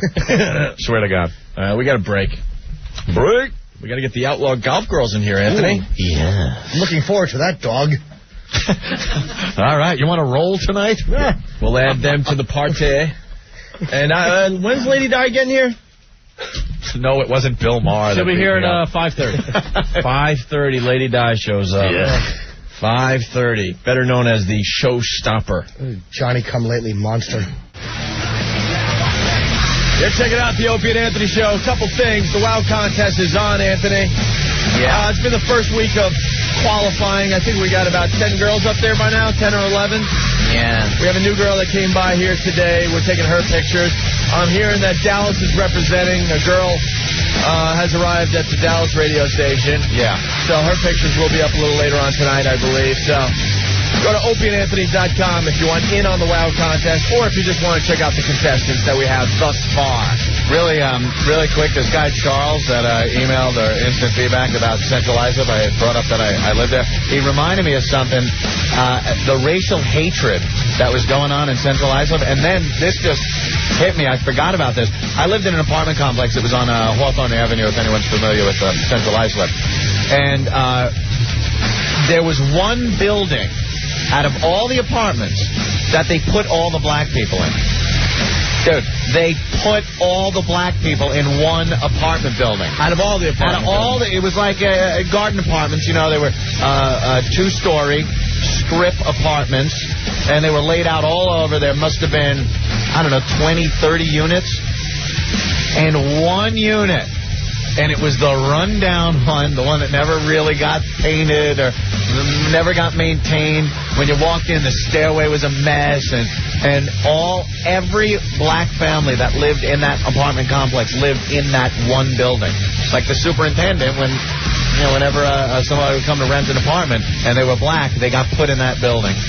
It just amazes me. The racial tension back then was amazing in there. You know, when you were telling your stories about being beaten up, I'm trying to remember. Every kid's got their ass kicked at some point. I was trying to think if I ever got beat up, and I couldn't think of any, but there was one. It's the famous getting knocked out by my black friend. story. See, because you were trying to be cool. I remember. This is a sick story, man. Listen to Opie trying to be hip with the brothers. I had this friend, Gary, all through high school. I don't know if you know anything about me, but I was really into basketball. I was convinced I was going to be in the NBA. Look I even have an NBA hat on today. And went to all the basketball camps with all the brothers. Went on the other side of the tracks to play the brothers. Ah, yeah. Because that's where you got your best b-ball games. Now, was this with Centerport, with the high school that you Harborfield's High School. Harborfield's High School. I got knocked out in that gym. Now, I know. Knocked out cold. I know a lot of the people in that went to that school are white. Yeah. So your basketball team must have been very white, and you were going to places that had black basketball teams? all the black kids that did, go to my high school, they were great at b-ball. Oh, okay. So I thought you were one of those schools where the whole white team has to ship themselves to the black town and just get their asses handed to them. We had black guys at Harborfield's High School back when I went there, but they were kind of like Black Earl. Oh, really? Yeah. They were the fake black guys, you know. They act like they were really hip and into the hood lingo and stuff, but you could see right through them. Know when I knew that they were fake black guys? When we used to play Amityville. Yeah, well, that's... Amityville, as black as it gets back then. We had armed guards. The guys that bring their kids to the game? This is how sick Amityville was back then, and Wyandanch, and Malvern. Yeah. We played all these high schools. When our bus pulled up to play on their home court, we had armed guards that met the bus. They escorted us into the locker rooms. They stayed in the locker rooms with us. And then while we were playing, they were right behind the bench. And waiting for something to happen. just like all the white kids, the black guys on our team, their knees were shaking as well. They were so intimidated. Because they weren't real black guys. Nah, not really. Not like the Amityville black guys. But there's the history. So, I mean, I played basketball my whole life, went to the camps. I mean, I had a lot of black friends and stuff. And we're playing some pickup hoop at Harborfield's High School on a Saturday or something. I don't even remember anymore. And this guy, Gary, I knew very, very well, We're playing, and it's a lot of black guys, a few of us white kids playing, We're having a good game. And the black guys are calling each other the N-word over and over again. Well, my nigga. Yeah, in a good way. Yeah. Like, the guy made a great shot. Hey, yo, nigga, great shot, Great shot. So, I learned a valuable lesson this day, man. So I'm feeling good. I'm like, these are my friends. Right. We've gone to sleepover basketball camp. We've traveled to Amityville together and Malvern. Jimmy just sighed because he knows how this is going to end. I've been in their homes. Right. They've been in yours. You just wanted to home. Drinking their iced tea and whatever, So my friend Gary makes a jump shot, 3-pointer or whatever, a nice jump shot. I turn to him as we're running back up the court, and I go, nice shot. That's all I got out, because the next thing I know is I woke up about 2 minutes later. He knocked me out cold. Really? Knocked me out cold. Chipped tooth to this day from it. Well, you got it. I learned a valuable lesson. I wasn't trying to be an idiot or anything. I was like, well, hey, we're all pals. You're close. And friends, and I hear them throwing the word around. I mean, I was only like 16 at the time, something like that. Right. What was the lesson? Don't hang out with black guys? But I don't even think I got the whole word out before my head hit the court. Yeah. Did that end the friendship?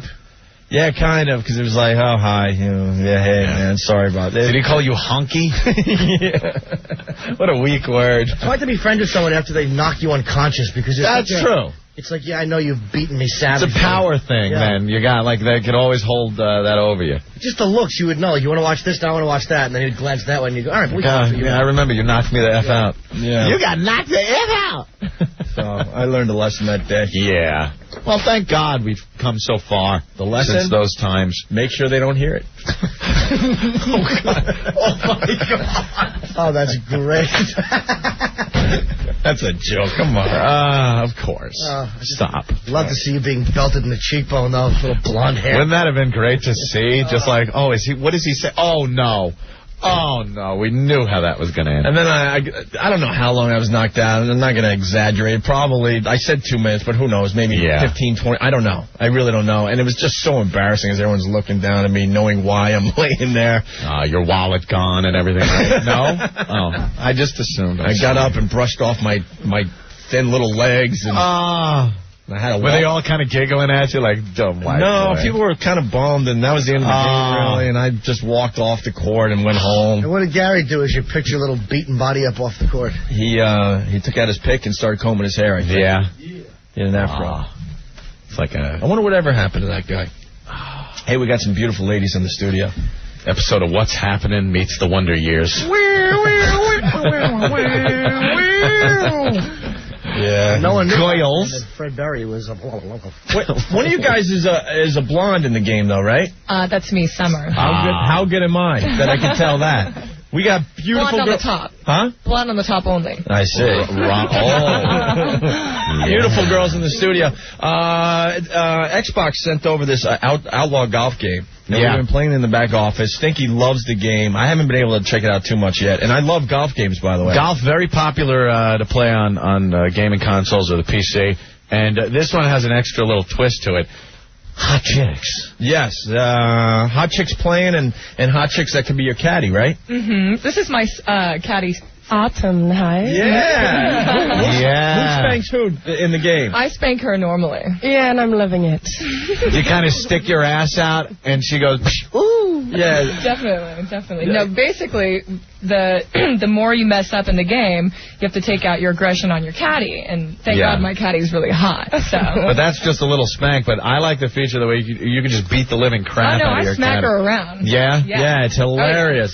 Stinky's addicted to it, Well, get Stinky in here. The one girl bends over and the other one gives her a nice whack. Because they, I don't know, misclubbed you or something. Gave you the wrong club. Stinky, have you been playing this? Hello. Yeah, Hi. I've been playing it all week. Thank you. Yeah. I stole it from the office. Yeah, I got to tell you guys. So Xbox, just to make sure we're going to play this game, they give us an Xbox game. And a copy of Outlaw Golf. He takes the whole thing home. Did you take the Xbox home? Oh, yeah, he did. You bastard, man.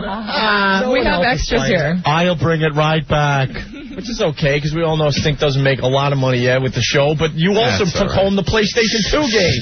Hey, wait a minute. You did. No. Look, I only have a PlayStation 2. I don't even have an Xbox. I'm going to get an Xbox. Look at that. And it's like the debug kit Xbox where you could play burned games somehow. Well, maybe you ought to keep that on the download, Sid Rosenberg. It's great. I can bootleg everything. I get satellite TV and I siphon gas from my neighbor's house. So tell us more about the game. Basically, I play Summer. I'm a porn star, or no, a stripper. Sorry, I can't keep track. Same thing. We have a stripper. They're one offer away. Same family. But I'm putting my way through college. I'm stripping my way, to put myself through college. Right. Do we have the Stinky Cam on? Because these girls are beautiful. We don't get quality like this usually. We have to act like they're all beautiful, but these two are really beautiful. Yeah, we're really hot. But actually, guys, did you know you're like playing the game today, and whoever wins gets to take us home? Okay, where the hell are you from? Where the hell are That's you like the from? punch of the day. Where are you from with that cute little I accent? don't know. I don't even know what I'm doing What here. I'm doing here. Where are you from? Canada. Canada? Yeah. That does not sound Canadian. You haven't heard like the autumns are beautiful in Canada with all the colors. No, you got the weird Canadian accent. I know like the you're Toronto. I know the Toronto accent. I just know that, yo, I got a couple of soakers, That's all I know. No, she's a Montreal import. Montreal. French Canadian? Exactement. Yes, so good. My bad. Okay. All right. Well, that's fine. I like the French Canadian. You're better. You're good. You're better. And we're getting the Stinky Cam on? It is on as we speak. It's just got to be knocked over that way a little so both of the lovely ladies Oh, can do get I have it. to go closer? Together more. You guys are even hotter. You're even hotter in person than you are in the game. Well, thank you. Unbelievable. Have you ever played a game of real golf in your life? Absolutely. You have? Yeah. Yeah? How come I never see them on the course? She's a fat slob that ain't moving quick enough in front of me. You never see girls like you on the course. No. You probably ruin everyone's game. Night golf is fun. Night golf. Night putting, Exactly. Daughter of the dean. Usually girls like this are giving out the beer. That was Mitch Cumstein. Yeah. What? Yeah. Cumstein. See, are you guys? Yeah, usually the girls, you girls like you got the golf cart and the beer's on the back. And you never come around often enough. Okay, well, we can fix that, right? Now, there's some different things about this golf game. Like you could play where the freeway's in the way and stuff like that. That's a good one. Now, what happens if I was playing once and I saw a big overpass and I saw a sign on it that if you try to get over the overpass and you hit a car, something might happen. Oh, that's a bonus. It's a bonus if you hit the cars? New Jersey highway there. It is. It is set in, I forgot which town. But and what, does the guy get out and get all pissed off and you get some points for it? I'm not sure. I like to mix the two games. I haven't actually. GTA 3 and you this. can hit birds, but I've actually never gone over the freeway. Opie had a great I'm too thing. busy smacking around autumn. A great thing to play for real golf, as far as cars are concerned. What's your little trick you want to play on golfers that you learned going through the VA hospital, was it? Well, yeah. You are one of those scumbags that I hate when you're trying to golf, because I'm bad enough. There's a golf course outside of Wellesley. When I was living in Wellesley, Massachusetts. They had slums in Wellesley, too. You were there. Yes, but no shoogies. And going home, taking the back roads, you go right through a golf course, meaning, the tee box right next to the road. That's dangerous. Yeah, it is dangerous. I hate that, yeah. And then the greens right next to the road. So we would drive through there and start going real slow and time it perfect when the guy is in his backswing or getting ready to putt. And you just lay on the horn, they get so effing pissed off, and there's nothing they can do about it. And they look at you like they want to kill you, but they don't know what to do. You know what they do? And we laugh our asses off, and we go through the whole golf course and do that, and then we come back and do it again. And the VA hospital in Northport's perfect. Yeah, because the road goes right through that. But then occasionally they get you back by shanking one through your window. Now you got to know where you are at all times. That's really bad. Yeah. Well, ladies. So when are you going to play the game now? I started playing it. I've been playing it in the back, though, but Stinky took my... Stinky took the Xbox. Took the Xbox. Because he loved the game so much, he goes, I got to play this at home. Stinky's got the box. So do you like to throw your clubs around? Do you like to throw your clubs around? Oh, I like the wood, baby. Yeah, exactly. You like the stick. The 3-wood is my favorite. Yeah. Toxitel is better for hair than you. Yes, my favorite part of the game actually is that the remote control vibrates when you try to swing and mess up the other person by pressing the button, and you know what that doubles for. Puts the box in Xbox, I'm sure. Exactly. Yes. The rumble in the box, baby. Yes. Now, I hear that one of you ladies wants to show off their new thong. Yeah. Oh, yeah. If you notice, I have many different outfits. This is summer talking. And one of my favorites is the thong riding up over my pants. So I'll show you. That is the hottest over my look. Cute underwear. I don't know if that look is still in, but I love that look. Of course it is. Yes, it is still in. Oh, yeah. Look at that. It really gives the image of nudity. You have to show the front. Come on. And she thinks she'll get away with that? Like, lower, honey. Like 10 people pressing their faces against the window. Yeah, don't worry about that. That means you're hot. She's in Singapore. That means you're hot. Singapore. Butterfly, honey. Wow. Oh, my goodness. Wait, we got to get a picture of that because we share with our listeners. Summer butterfly. Everything we see, our listeners get to see. Look at that. Alito. Right? Aren't those cute? Show off. Oh, my goodness. She's Look really at that ass. Am I lucky she gets to beat me up? I'm so Very lucky. nice. Would the French Canadian like to show us something? Well, I can't show you any of my panties. I'm not wearing any. So. We hate when that happens. Well, ladies, you're very beautiful, and we thank you so much. You have a great voice, for coming by the way. in. I have such a sore throat. That's the only reason I sound like... Usually I'm like, girls, thank you for coming in. It's wonderful. No, you're very beautiful, and we've been playing the game. As soon as Stinky brings back the Xbox, we'll play some more. Stinky Box. The Stinky Box, we're calling it, because he won't let it go. All right. Well, you guys are great. Thank you, ladies. We want to thank Summer and Autumn, the two girls in the Outlaw Golf game, Anthony, from Xbox. So. Outlaw Golf. Thank you, ladies. We got to take a break, and we'll continue with the O&A show. And we're back with the Opie and Anthony show. Horrid is the only word I can use to describe it. Lady Di has entered the building. Lady Di has entered the building. Yeah. That hairdo is horrible. Start taking pictures immediately, Rick. I'm going to warn all our faithful listeners. In about 20 minutes, we're going to be doing some awful, awful, awful radio. She looks like Darla Hood. You see that stupid haircut she has? It's like if Chubsy Ubsy effed Darla, that would come out. I want to see her get booted. Ah, damn you. Booter. Rick is taking lots of pictures already. Good. I hope everyone knows the deal. Lady Di is going to come in and... We've given her a week and a half to come up with something that is going to, wow, not literally, wow the audience here on this program. Because she's, quite frankly, very boring. She adds nothing to the show. Her friend Marion is a comic genius. And she's a waste. So we gave her the opportunity. We gave her a week and a half to think up something, anything. Think up something. She's familiar enough with the show to know what the audience thinks is like, wow, that's something. And the idea she came up with is stupid, lame, and she's just as good as gone. We want to invite Marion into the studio without Lady Di. Yeah. This is kind of like a preview how it's going to... Let's do it! How it's going to be without Lady Di. Marion! Oh, my God, she's got a Let's Do It O&A T-shirt on. Let's do it! She's got her catchphrase on a T-shirt. Does it say it, though? Let's do it. Yeah, and then there's an exclamation point. That's the worst it ever. Yeah. It looks very like 3 exclamation points. It looks like let's do O&A. Maybe it's the monstrous thing. Oh, no, it looks like Let's Do O&A. No, it doesn't. Oh, man. It looks like It looks like let's do a roll. It looks like let's do with 3 exclamation points, and then underneath it says O&A. The I and the T in that font look just like exclamation points. That's the way this place I went to do. Let's do it better, because that stinks. Let's do. It says let's do O&A. Here it is. No, let's do it, and this is O&A. Let's do it. Let's do. Let's do. Let's do. Let's do. That's you. She didn't even see it. It sounds I had my horrible. jacket button the whole time.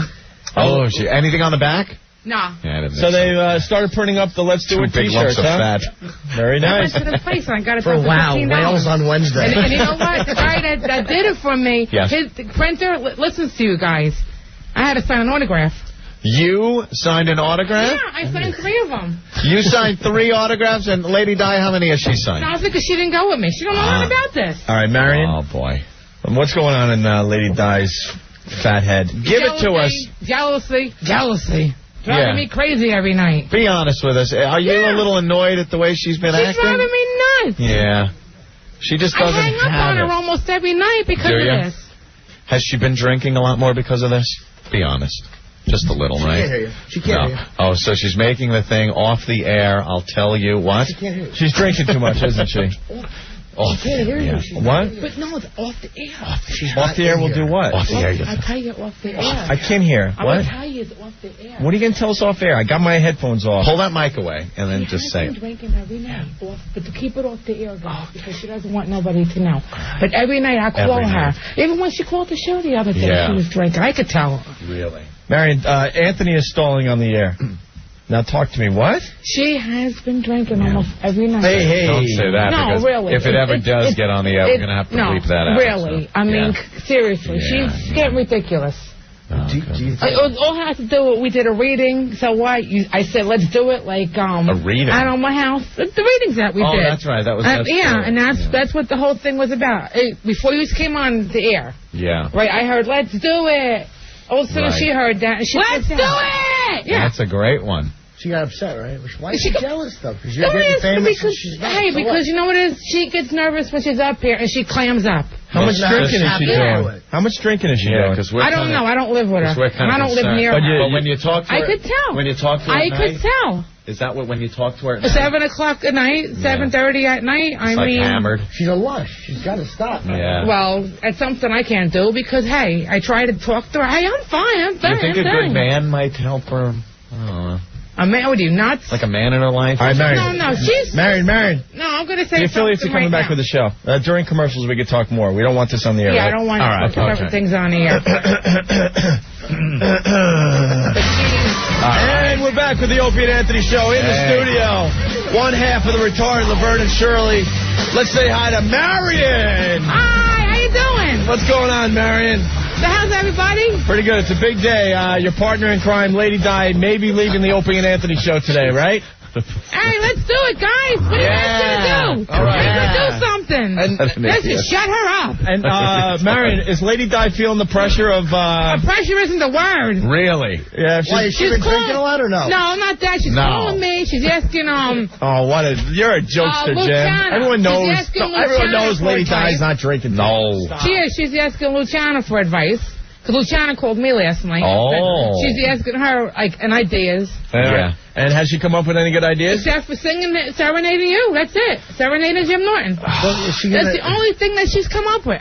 I said to her, let me tell you. Did she bring the candles and stuff? No. But you know what I told her? No. And the music? No. But I gave her an idea. She can't even do that right. I gave her an idea the other day. I don't know if you would go for this. All right. But I said to her, Diane, go up there in a tight blouse. All right, okay. I know the look, Opie. But I said, go up there in a tight blouse, really, I said, and maybe take your blouse off.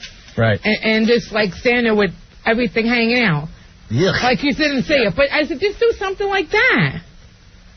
I said, she wants to serenade you, Jim. Yeah. Well, I guess that's what we're going to get today from Lady Di, huh? Well, I'm leaving it. Please look at her hairdo.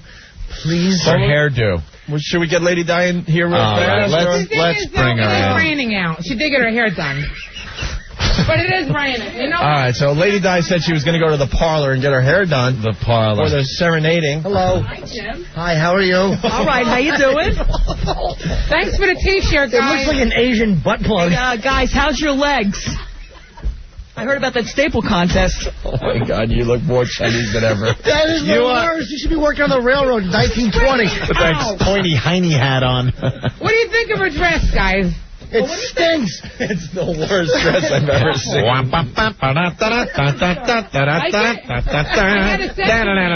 Beautiful. Very nice. How can you tell me about it? Do you have a date with Lady Di young later? Lady Di. Hi, Anthony. Hi, Opie. Hi, everyone. Hold on. Can I explain something? Lady 256. Lady Di, how old are you? How old am I? Yeah, how old are you? About. About how old? You're in your 30s? Yeah, I'm in my 30s. Okay, late 30s, let's say? Late 30s. Right. That dress looks just like the dress my great-aunt wore to one of my cousin's wedding.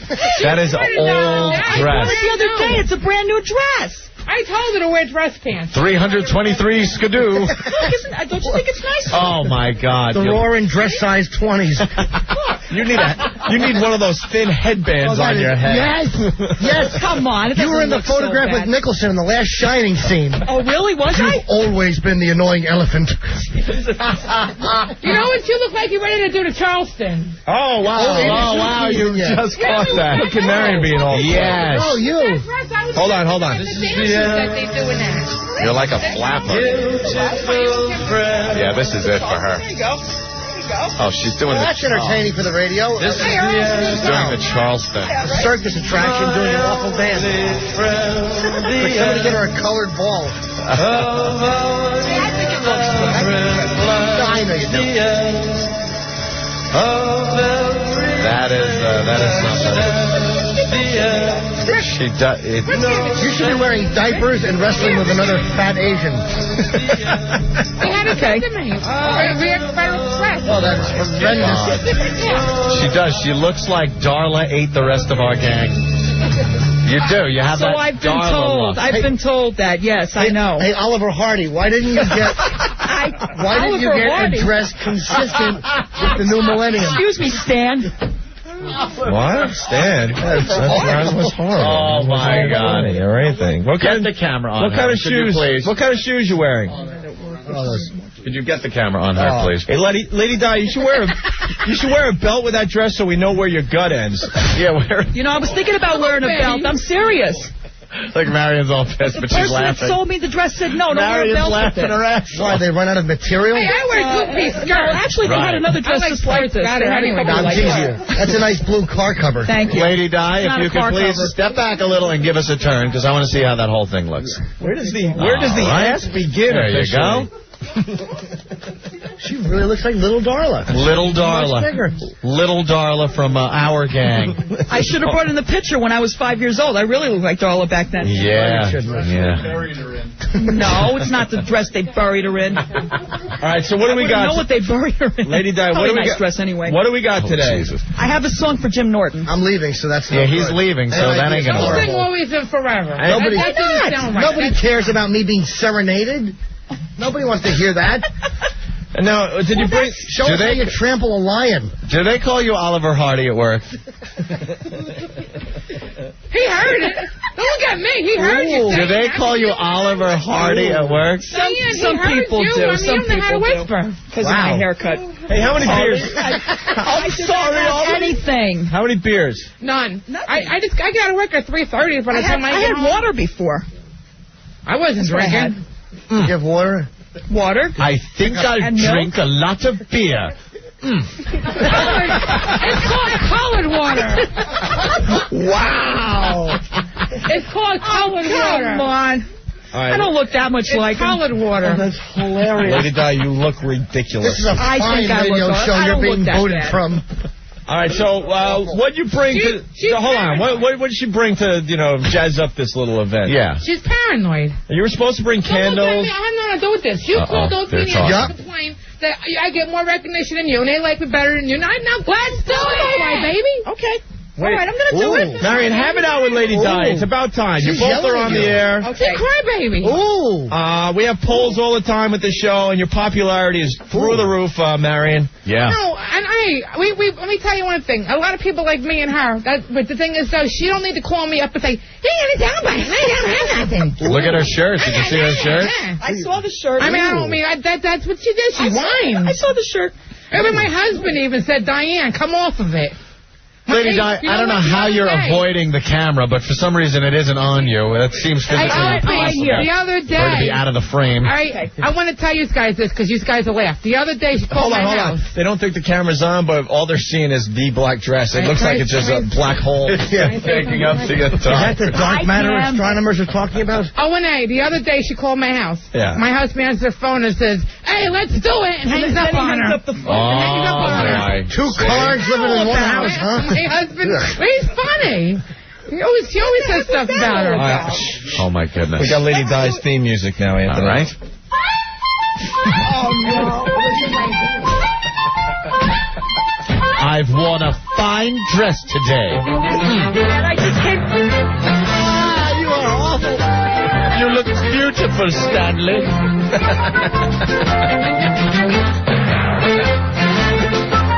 I'm sorry, Ollie. I've spilled beer on your dress. And it's very cold beer.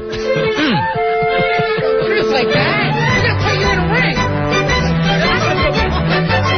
You look like a horse, Ollie. Don't be silly. Horses don't wear dresses. Oh, that's all, because I'll take it off right now. Uh-oh. Okay, good. What do you got what's under there? What do you think is under there? That is a great, great visual. Oliver Hardy. Dude, someone's got to do the split screen, man. Someone, we got plenty of people. No, don't do the split screen. Plenty of people that listen to this show that are very talented with the Photoshop. Do a split screen. Find a picture. Oliver.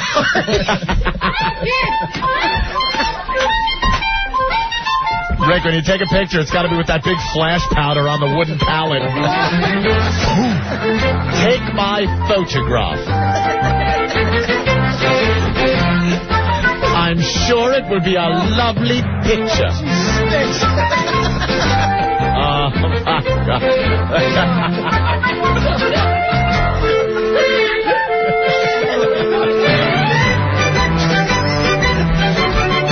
But I don't want banana cream pie.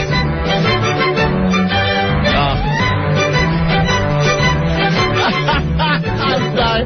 I can't take it. Steve, I put you in something. Oh, God. Shut up, Lady Di. Sean, what's going on? Hey, your show, Di. Sean. On the show. In order to keep her on the show, she'd have to march with the wooden soldiers and fight the boogeyman. You guys rock. The bogeyman. What, the boogeyman? Wrong movie. That's The Wizard of Oz. The Wizard of Oz. And from that, you look like a flying monkey. I don't look like a flying monkey. Do something with your hair. What? I'm going to get a permanent, okay. Oh, my God. If you perm that, Feather it back. there'll be one spit curl on your head. You got to feather it back. Okay. Oh, this is the greatest hair advice. You really got to feather your hair. I love we're breaking up a 20-year Oh, my God. friendship. All right, go ahead. Get some tape. Get tape.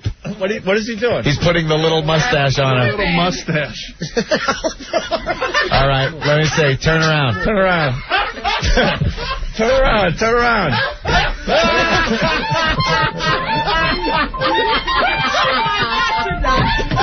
He put the little Hitler mustache on it. Can we get the little hat?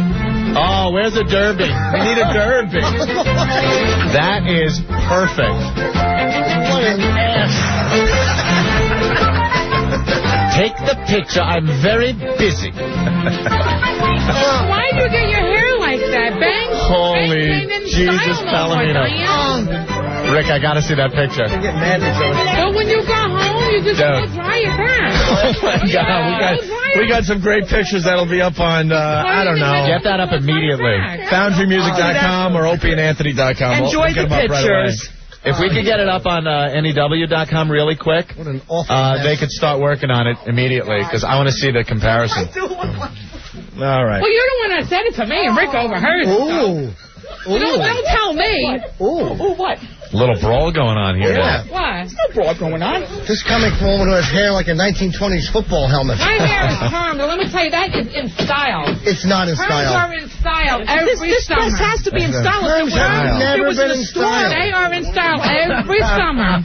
They're not Diane Cannon. No No, one I has don't a look perm. like that. Hey, Diane Cannon's pretty. Exactly, and you don't look like her. Leave That's Marion the problem. alone. We like Let me Marion. tell you one thing. I like my hair permed, and I like it the way I am. The way it looks. You know I how get it would look good with a every bullet summer. tearing through it.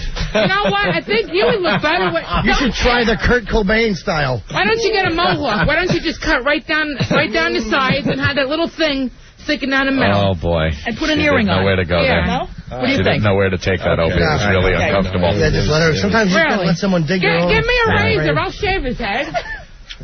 Lady Di, you've brought nothing to do what you said you wanted to do. You had time to get... You know what, though? She might have saved her ass behind this whole... What have you brought? I don't know. What have you brought besides a nose that looks like Mr. You gotta keep Jitters? around someone that looks like Laurel and Hardy. It is really funny. I got your umbrella. That's why I need that. I guess some people saw it on the Stinky Cam. Show to do tonight. Because they're saying, okay. I vote to keep her on. The Oliver Hardy is the funniest thing I've ever seen. Hey, could you hold on, through the Stinky Cam, can't you get a freeze frame and then everyone can check it out real fast there's that way? a lot of people are sure. pounding it right now. Really? Can I say something? If you guys... Put your stupid mustache back on. We'll try it. Get a piece of electrical tape. Why?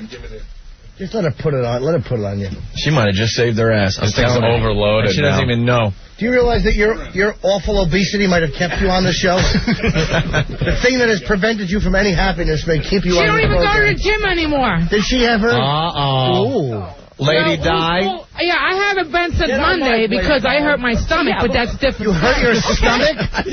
You hurt your stomach? medical with me. Were you I doing can't 50 go right into now. a wall? How did you hurt that?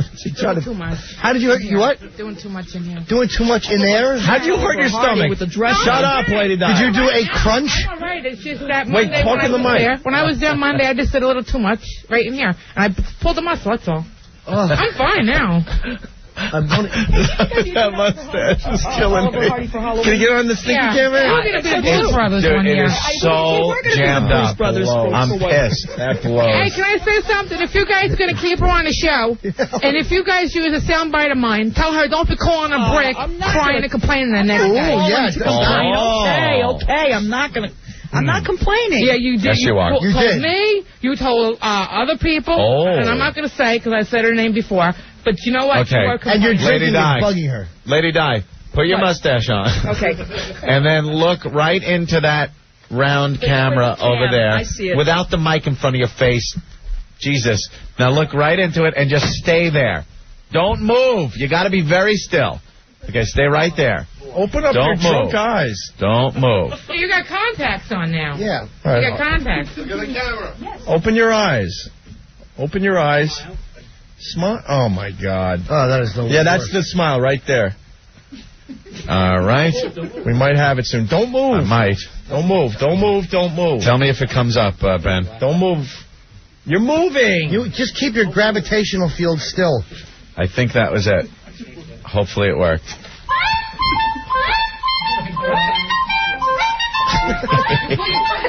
He put the goddamn... Oh, my gosh. That music is classic. It's on? You got it? It's up. Good. All right, go to the Stinky Cam. Where can you go to get to the Stinky Cam? OpieandAnthony.com? Okay, good. All right. Let me look for it. Damn it. All right, we better take a break, Anthony. I'm trying to find it. Awesome Cam before. Yeah, I can't get on it now. But I froze it, and that's... That'll be the picture? That's that. Oh, my God, is that funny.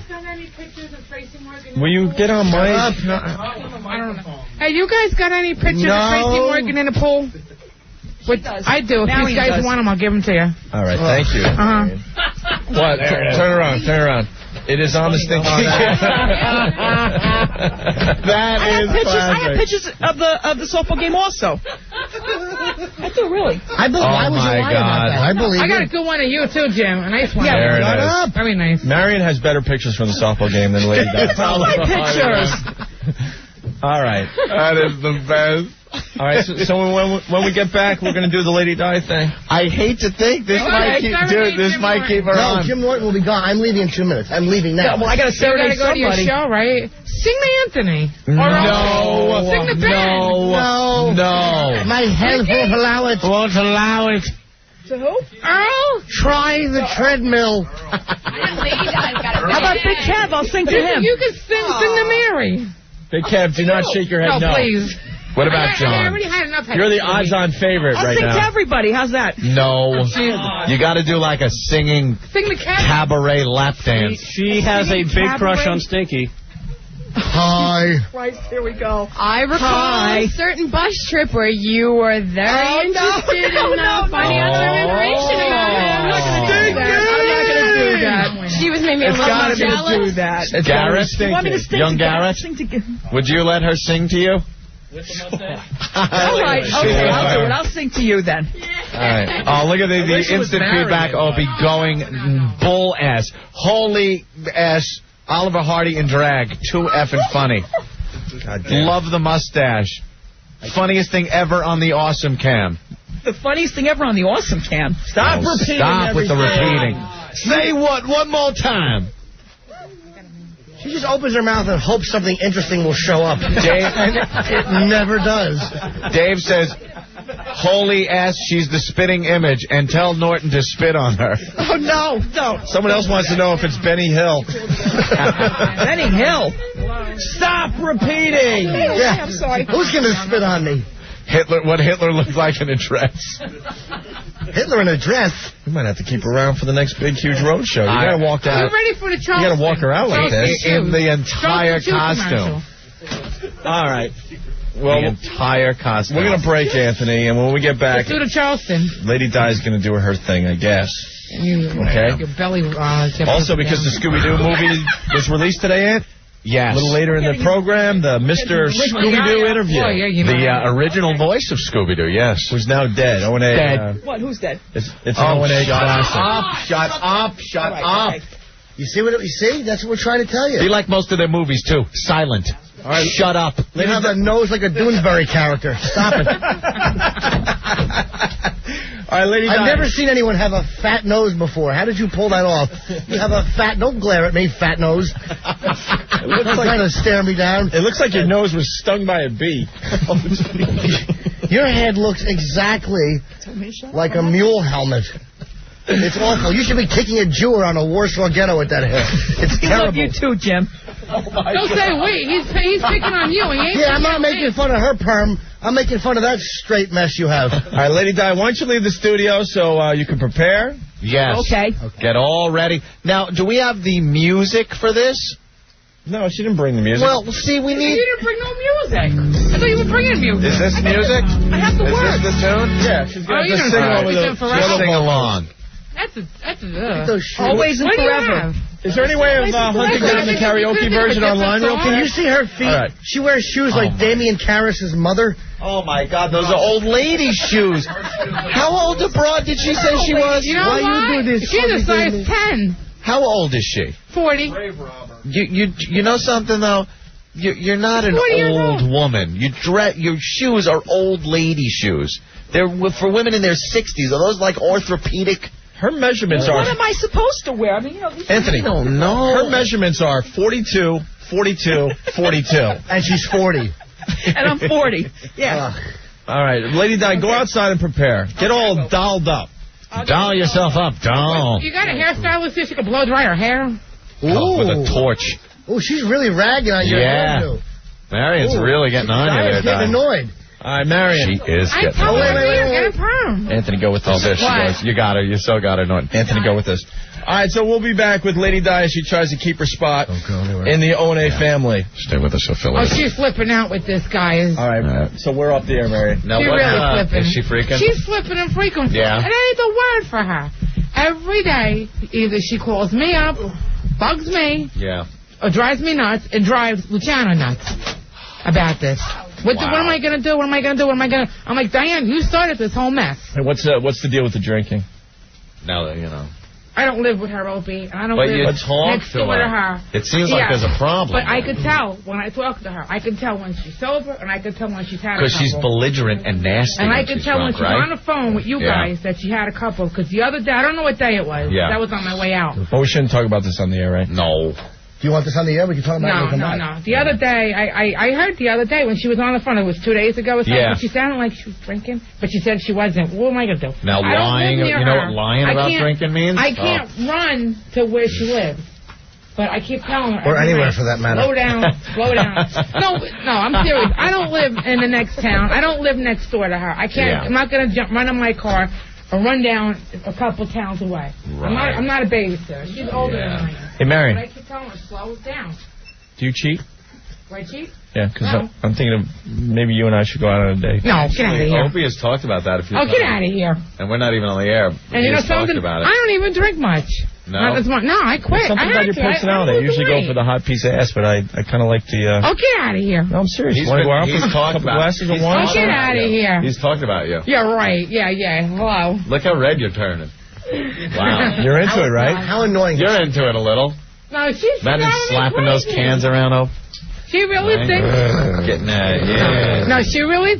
Yum. You ever have anyone No. slap your ass? Oh, yeah, I did. Believe me. But I'd Really? rather not talk about that. No? No. You being rustled up at the time? No. All right. Back door, Mary? No. We got a few more minutes before we get But I'm going back. to tell you, though, every night she does call. Every single night. Every night. She's annoying, right? She's afraid she's going to get kicked off, and I'm allowed up here without her. And that's what she's afraid. She's like, what did I do? I'm like, look, you called up Rick last week, said to Rick, oh, Marion's voice is on the radio. How come mine ain't? I told her, leave it alone. Marion, do you? No, do you? No, I was just asking. No. Does Opie enjoy No. that? Well, good. No, you don't? No. I don't do nothing. The Hummer. Marion, I do nothing. we've already decided, no matter what she does today, that we're kicking her off. So. Yeah. What's the reason? Really? I mean, guys, really, if this is for real, She's what's the really reason? too fat, and she has nothing. She's not funny, and we know that she's kind of blocking your talent because you're. No, funny, you know but what she's it is? not. I'm going to say this. Yeah. And try to keep it off the air, guys. We're in Seriously. commercials. Really. No one here but us. Really. When she gets off of this, right, and she gets out, the first thing she says to me, oh, when I go back to work on Monday, what are the guys going to say at work? You know what I tell her? Hell with people at work. What you do after work hours is your business, nobody else's. Right. Really, it's true. Yeah, but how can you not want to come on alone? Because, I mean, she does all right, but you're the one The that thing makes is, though, it when I one that leave people here, enjoy. when I leave here, I'm not paranoid. People I know hear me. Yeah, but doesn't it I ever don't annoy gotta you? go Listen, home doesn't it and ever annoy worry you when about she's it. stepping on your jokes and Marion, stuff? let's go get some water because we got to get ready for the next break. All But right. I don't like when I leave here. I go home. My husband hears me. He likes me when I go up here. He doesn't care. But the thing is, with her, she's too paranoid. Now, let's go outside. I got to do a laundry. I told her she got to chill. Stop being paranoid. Yeah, she's annoying. There she goes. I'm all right. And we'll be back. And we're back with the Opie and Anthony Show. Our listeners are discovering the pictures up on opieandanthony.com of Lady Di, and they are laughing their asses off. Unbelievable, some of these. Very, very funny. That one stupid picture might have saved her ass, and it came out of nowhere. On instant feedback, the guy Quick Stop from Levittown, He put Lady Di's Oliver Hardy face on Oliver Hardy's face from a picture where they're sitting in a car with a cop next to him. It is perfect.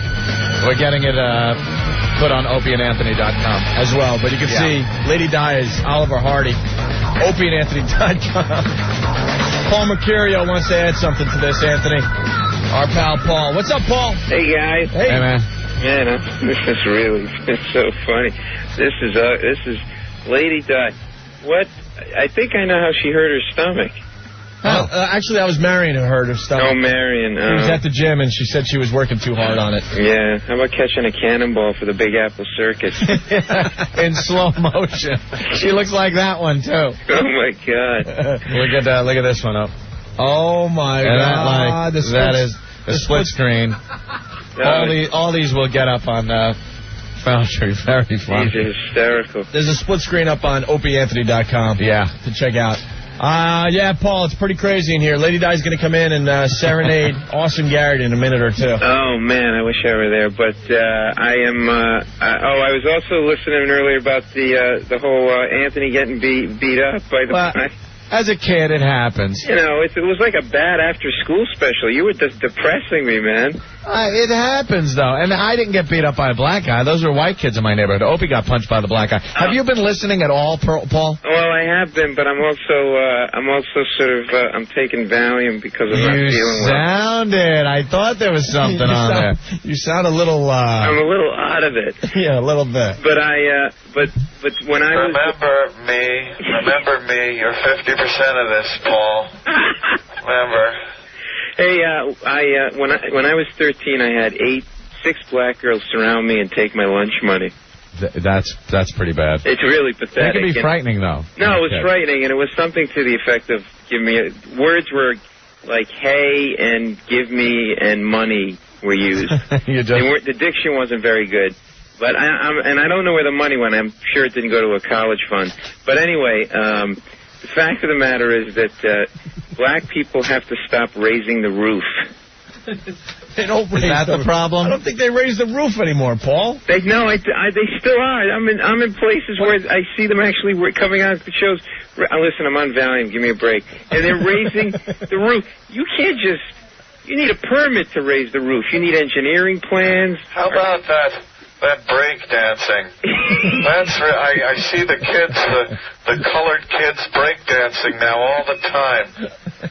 Is that the proper terminology now? And what's up with the boom boxes? Do they have to be that big? Why are they that big on the subways when they paint the graffiti all over the subway? I'm not doing shtick. Shut up. I'm doing Valium. I know it's not shtick. Come on, Valium. You're 50% of this. Put me to sleep. By the way, here's a shameless plug. I'm going to be in the Toyota Festival this Sunday at Gotham Comedy Club. All right. All right. Thank you, Paul. What's with that Amos and Andy? Was it that bad?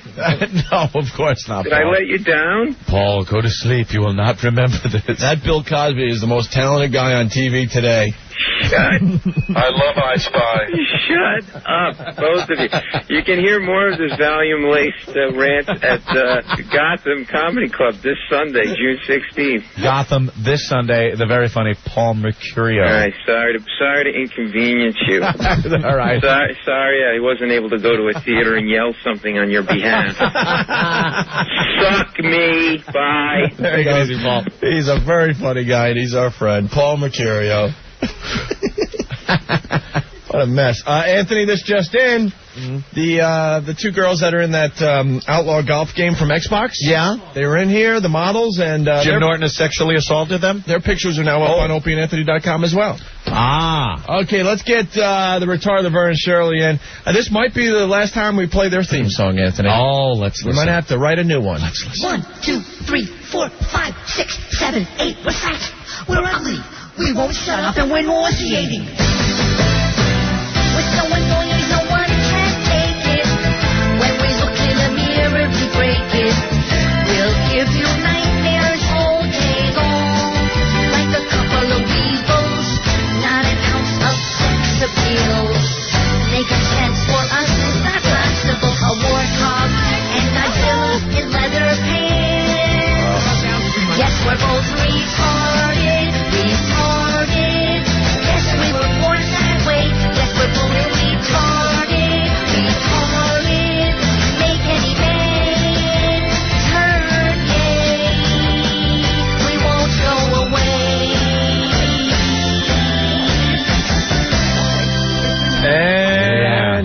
are Lady Di and Marion. Hi. Hi, guys. How's everybody? Hey. I know. Yeah, what are you... You're just... So say hi to everybody again. We say hi. Whoever didn't listen 20 minutes ago. Have you seen some of your pictures there, Lady Di? Yes, I have seen Have you seen these? No, I didn't see that one. Look at that. Hold on one second. Laurel and Hardy. All right. Let me see. Look at this one. Isn't that great? Almost the same. Look at this one where you're driving the car. Isn't that something? Yes, it is. That is you. That is your face. She didn't even. She could not. She couldn't tell. On, Diane. No, that is you. No, that is you as like Oliver Hardy. I should telling people. There you go. All right. Back to your post. Back to your post. Back. Thank you, Garret. Anthony, can we get this over with? Last week at the softball. Yeah, let's get this. We're going to get this over with so we can move on with our show because we're having a pretty good radio show today. She fell. You fell down? On my butt. She did last week. I'll be okay. At the softball game. Yeah, let's tip in a couple. It's okay. Yeah. No. I fell down and it's your fault. I'm sorry, Ollie. But I didn't mean to push you over. Next time, be more careful. It's another fine mess you've gotten us into. I'm sorry, Ollie. You're probably on Nick at night or something like that, or TV. I've drank a little too much today. I can't drive the car. Oh, please. All right, let's please get this over with. What? She can sing a monkey song. I can sing a monkey song. She's like the monkey. Come on, Claire, sing the monkeys. Wow. That is going back. Way back. That is going way back. She used to be a big, Claire. we both used to be a big monkey fanatic. I had a little monkey. You were dead. All right, well. And the Beatles, and the Beatles, and the Beach Boys. All right, Lady Di, so you're going to serenade Awesome Garret. Yes, I will. Awesome Garret needs to sit in front of a mic, so why don't we move the Sit mic in front of the mic. So Let's dim the lights a bit. Oh, she's got to read words, right? Yes. So we can't dim the lights that much because she's got to read the words. We have a flashlight. Here we go. Ugh. No, not really. No, I think I got it. Now, you're going to have to hear the music. You're going to have to hear the music. Well, where's the music? Well, we'll get it. Okay. Just put your headphones over your dopey hairdo. We didn't find a karaoke version? All right. That's all right. Yeah, just pull the vocals down. Pull it down a little during the vocals. Yeah, all right. Now you got to work the board. Okay.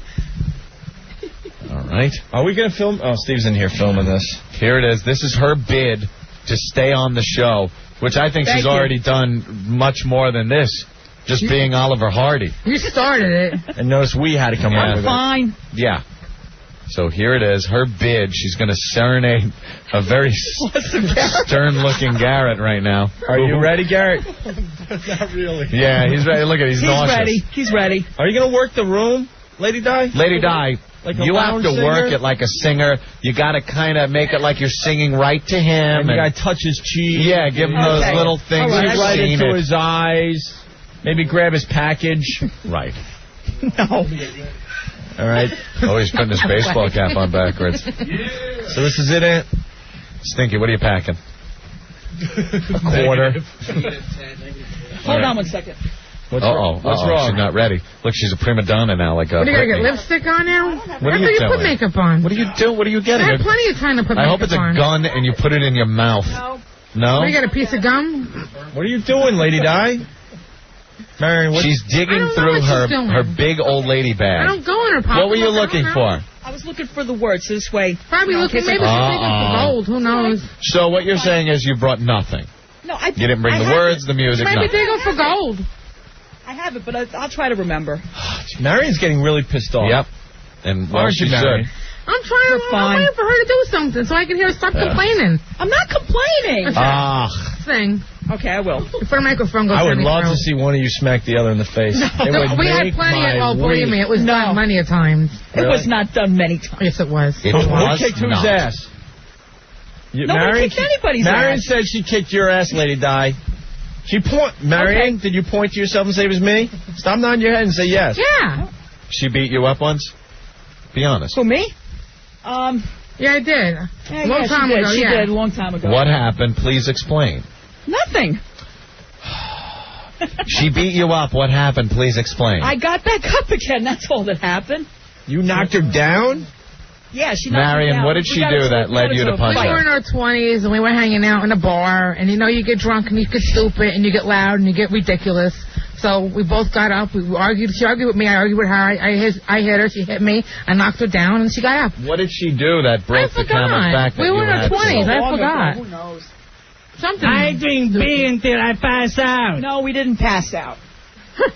They're talking to machines. punch you. Very good. How's my buddy doing? Okay, I guess we should just get right into this, Anthony. I know, come It's on, not going to get man, what much are you better than doing? this. So. I'm waiting for the music. I was just emailed audio of the fight that they had. Oh, really? Yeah.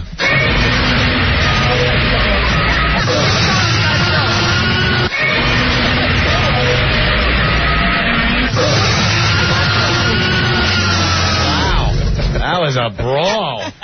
Woo, buildings flying down. Watch those movies. All right, here we go. Godzilla. Here we go. Marion, during it, you could give her advice because you're trying to help What out. advice you want me to give her? Well, if she's not doing something, like maybe she's not working it with Stinky over there. Maybe, you know what I mean? Maybe if I... Tell her to sex it up or something. I can't sing. I'm waiting for the words. All right, I'm here we waiting for the song. Here we go, Anthony. Before you call Rick, come on. All right, Lady Di is going to sing... I'm not going to say anything. Oh, yeah.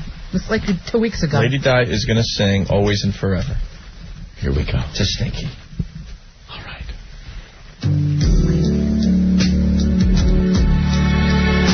Hey, baby. How you doing? Always and forever, this moment with you is just like a dream to me that somehow came true. And if no tomorrow will still be the same, 'cause we got a life of love that won't ever change, and every day love me your own special way. Now my heart away with time. You gotta like sing it like Time to tell me you really care, and we'll spend tomorrow together. Always forever. I'll always love you forever.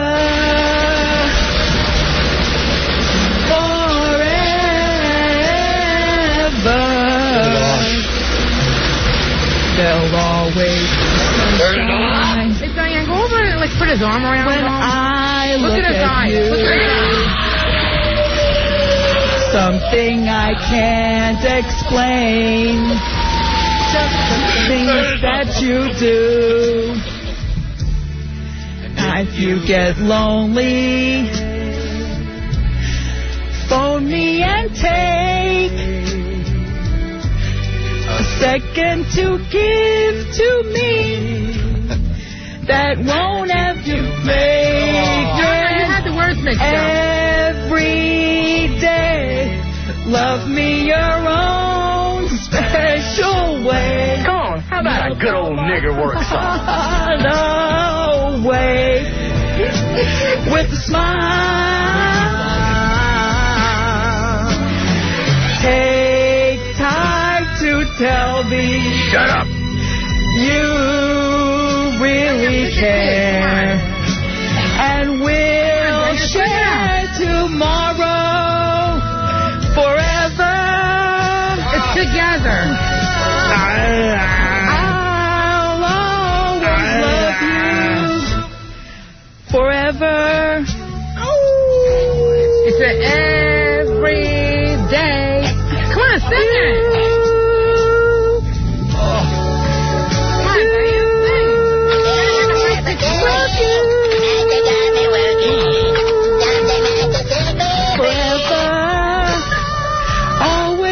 together forever. Forever. Quiet. Gong show. Shut up. Shut up. You got one of those drums? You got one of those things that can go bang. Shut up, dummy. Shut up, dummy. Shut up, dummy. That's the only thing you came up with. Shut up. Shut up. I told you. I told you, walk around the studio with no shirt on. They do that too. Well, I may do that. Okay, all right. Do you want to do that? All right, the song has been sung, Anthony. Yeah, that's... let's go to Awesome Garret, who was sung to. I really did vomit. Did you, like heave and felt it in your throat? Like her glare at me as she's singing, I will always love you. Oh, God, imagine being in that situation. Oh. Like if something happened where you were all of a sudden in that situation, you're just looking like, oh, my God, I'm doomed. Marion, what do you think? Stinks. Gong show. You all up. You ever hear the gong show? You know, come on. You should have had that little thing so I could go gong, gong, Right. Gong show. The gong, you mean the little thing, the With gong? Gene Barry. What a gong me. Gene I told you Barry. many a time. It was Gene Chuck Barry. Barris, you Chuck nuts. Barris. Hey, Lady Di, Whatever. are you pissed off that Marion's making fun of your singing? No, I'm not mad. I'd be mad. Not everybody's got a good singing voice. I have a terrible singing voice, and nobody asked me to sing. You want to sing something, Why not? Marion? Nope. Come on, sing a little No way. something. No way. Get out of here. It's a small song, that's I'm not all. the one called up crying and complaining. I'm not calling Quiet. crying and Quiet. complaining. Quiet. You Quiet. Shut up, dummy. Quiet. Stop Quiet. that. Well, Shut up. everybody that I talked to said you act like a crybaby. I was not. It's part of the. This is the show. You I come know, up here and I know. have fun. Right. We don't get Kill each paid. other, We don't please. get recognition. We ain't movie stars. I didn't say Well, anything. that's why you were acting. And everybody that I know even said, "What's the matter with your friend But Diane?" now you're She acted complaining. I'm not complaining. You sound like you're complaining. I'm telling Opie and Anthony right in front of you. This is Okay. how you sounded for the last week and a half. Oh, boy, I think it's over for Lady Di. boy. She looks like she's going to cry. Yeah. I'm just telling you guys the truth. You know, it's just the way she is. I'm fine. I even told her that. When she realized she was being a baby about it, she said, "Oh, And okay, I'm fine now." I'm fine. You know, I mean, hey, you live and you learn. Should we throw her off the show? Let's do it! Oh, wow. Are you guys going to continue being friends? Oh yeah, we're good friends.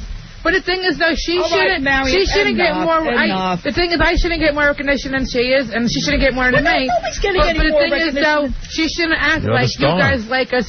You know, like you like me better than Howard, you like her better. She shouldn't act that way. And I tell her that. You guys like us both the same. Not really. No. Well, in a way you do, in a way you don't. No, but I'm going to say something. I never no, thought it's of it true. that way. So. It's true. The way I'm you like staying out of us this both one. the same. If someone wants to You don't say like something Diane to better than Lady me. Di. You don't like me better than her. out of here. Oh. What? I didn't hear that. It's Now you get the hell out of here. Stop complaining. We come up here to have fun. What was that? Keith wants to say that she can't carry a note if it was in her pocket. Well, I tried. Like did. a dying cow. A dying Someone cow. wants to start calling you Oliver Hardley. Oliver who? And I want her to start going to the gym more, That start was- exercising more, but she lost all interest in going to the gym, I too. did not lose interest in going to the gym. I told you why I couldn't go. Yeah, but that was, what Why? about the week before, Diane? Why? Before when you hurt your back. Let me tell you something. I have a son at home, and that's why. Diane, he's 11 years old. You don't change an 11-year-old diaper. No, listen to me. I have to cook for him. I cook for my husband. I have a house. I go home. I clean. I cook, and I work, and I still take an hour every other day and go to the gym. For herself. Okay, good. Why don't you do that, Di? I have a house. No, really, I have a I big will, house. but I It's have to only start me and my next week. husband. And I find time to go home, cook, clean, you know, and spend like an hour and a half at the gym. Okay. Right, I don't do nothing to my Well, hair. we I should wash take it a break I let it and, dry itself. Bill from Boston, That's I why shoved a it's pen fun. in my one ear and my Please keys do. in the other. The closest thing I had to And I'm stop up the at 4:30 pain. every morning. Dan from And Philly, I'm that was on the the go at 4:30 absolute anymore. worst version of that song ever. Anything else you want to do to spice it up there, Lady Di? This is your last chance. I think she found the brown note. My bowels are loosening. Wait. What do you want me to do? I said, you said you had all these ideas. Is there anything else you want us to witness before we consider what to do with it? Yeah. Anything else you want to add? Not really. I did the singing. I don't have too much else. A lot of people are calling you a pussy for not sticking up to Marion, by the way. Yeah. Well, what am I supposed to say? Well, she's trashed you pretty good. No, here I'm not today. real. I just want her to know. I just trying to let you guys know this is how she is. She makes the excuses. Marion, I can't go Marion, to the could gym you, this day. for No, a we minute... love each No, other. wait, for a minute. Could you just step outside of the studio for a minute? Sure. Okay. Please, I just want to say something. Okay. Let Lady Di. Lady Di? Okay, shut the door. Is she getting a little full of herself with this whole show thing? Honestly? No. You don't think she's getting a little full of herself? No. I mean, Not I understand really. a lot of the listeners like her and think she's cool and everything, but if she's taking it to the limit now I where... called up the one time and I said, hey, you have a soundbite and I don't. And that was it. Because I tell you, there's a few people around here are saying she's getting a little full of herself with, her sound clips and, trashing you like she does all the time. Well, T-shirt. Just do you think maybe a little full of herself? I have no idea. I don't know. You have no opinions. No, I have no opinion. There's nothing. I have no opinion about it. I know you were trying. I'm trying. It's a good try, There's but nothing. you know what? Cut our losses. She has nothing in that head of You hers. have nothing. All right, we're going to break, and then we'll go to the phones and figure out what to do. I guess the listeners should keep in mind that the whole Laurel and Hardy thing started today. Yes. I guess to be fair, you should consider all that stuff. Keep that in your head as we decide what to do with Lady Di today. And we're back with the Opie and Anthony Show. Chuck from New York. I would trade Lady Di for Dustin Diamond. Oh, wow. God, that ain't saying much. I'd rather listen to 30 bagpipes an inch from my ear than that fatty sing anymore. Chris from Philly. Thank you for your contributions. Well, we're going to take everything under consideration, Anthony, and then we're going to let Lady Di know on Monday. Yeah. As we're running out of show. If she stays or she goes. And we'll also read the email from the listeners and answer feedback, and we'll come to a decision. We'll use all of that on Monday, and we'll tell Lady Di live on the air Mondays. All right? Right. And we're not teasing a radio bit. No. We just want her to sweat it out all weekend. Boy, people are brutal. Which one you want to go to, bro? Did you see a good one up there? I just like the one where, who's that, Vito? Like, that's brutal. Oh, okay. Vito. Vito. What's up, boys? Hey, listen, is there any chance we could strap dynamite to Lady Di and have Marion sing Loving You? Loving you.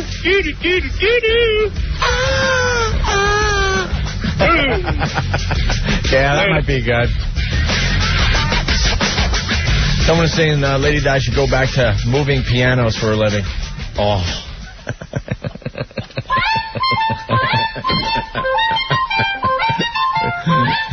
Did he hear her sing? No. I can't believe I'm under all this pressure. The police are after us again.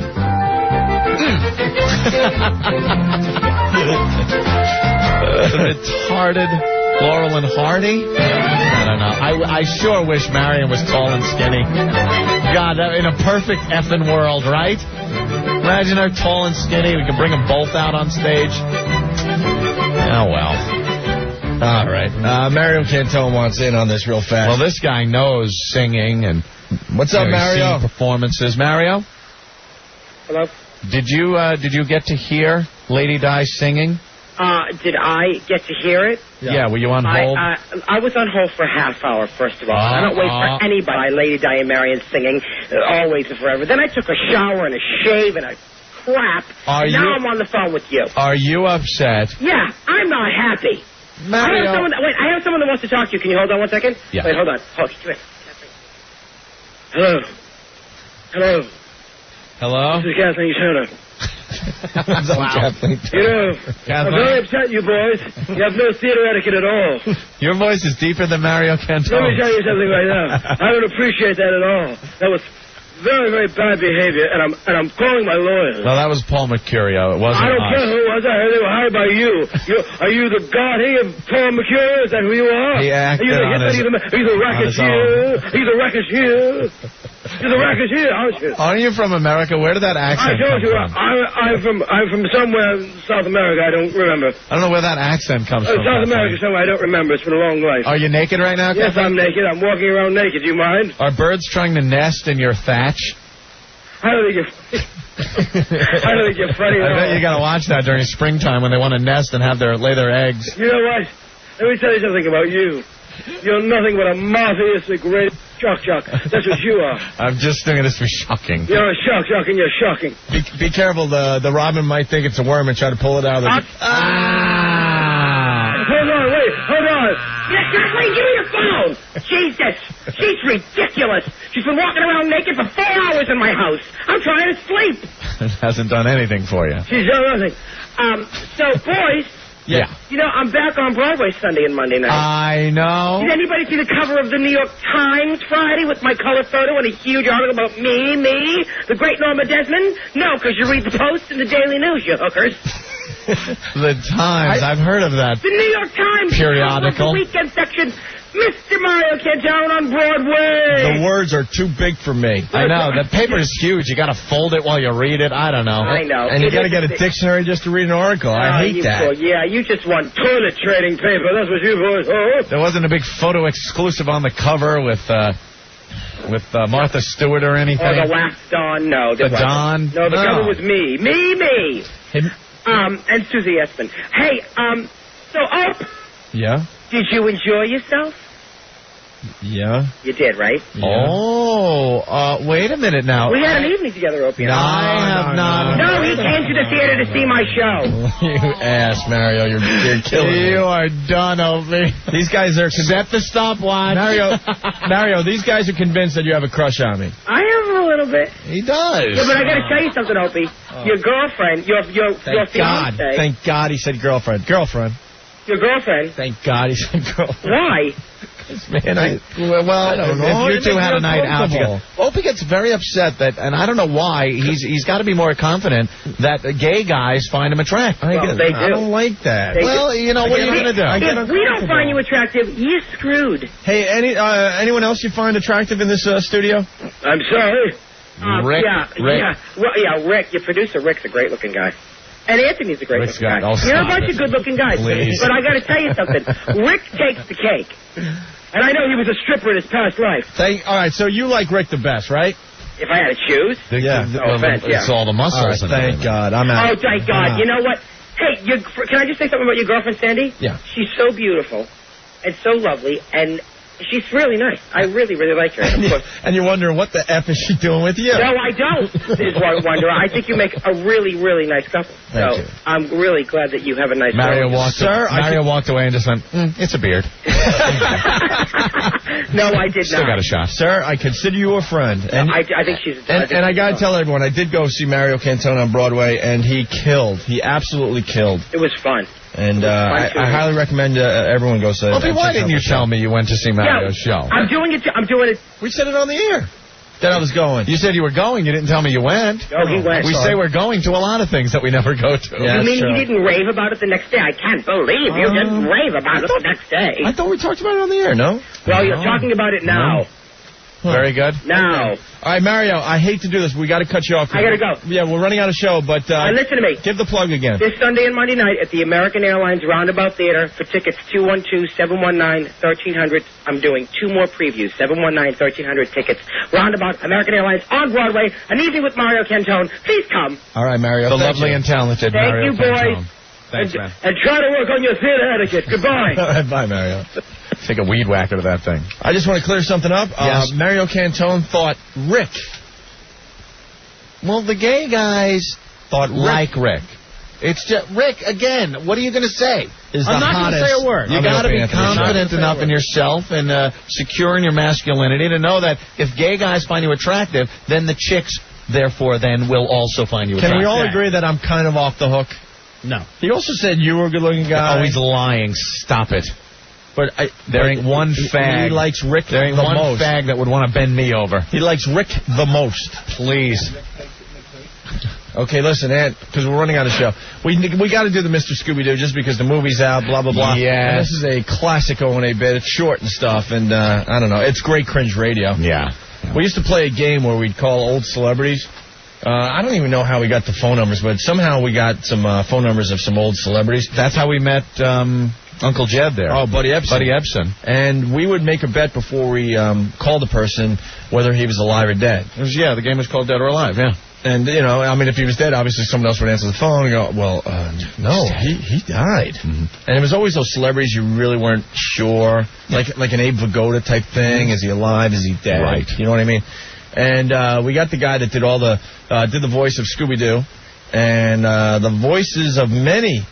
Ricochet Rabbit. Yeah.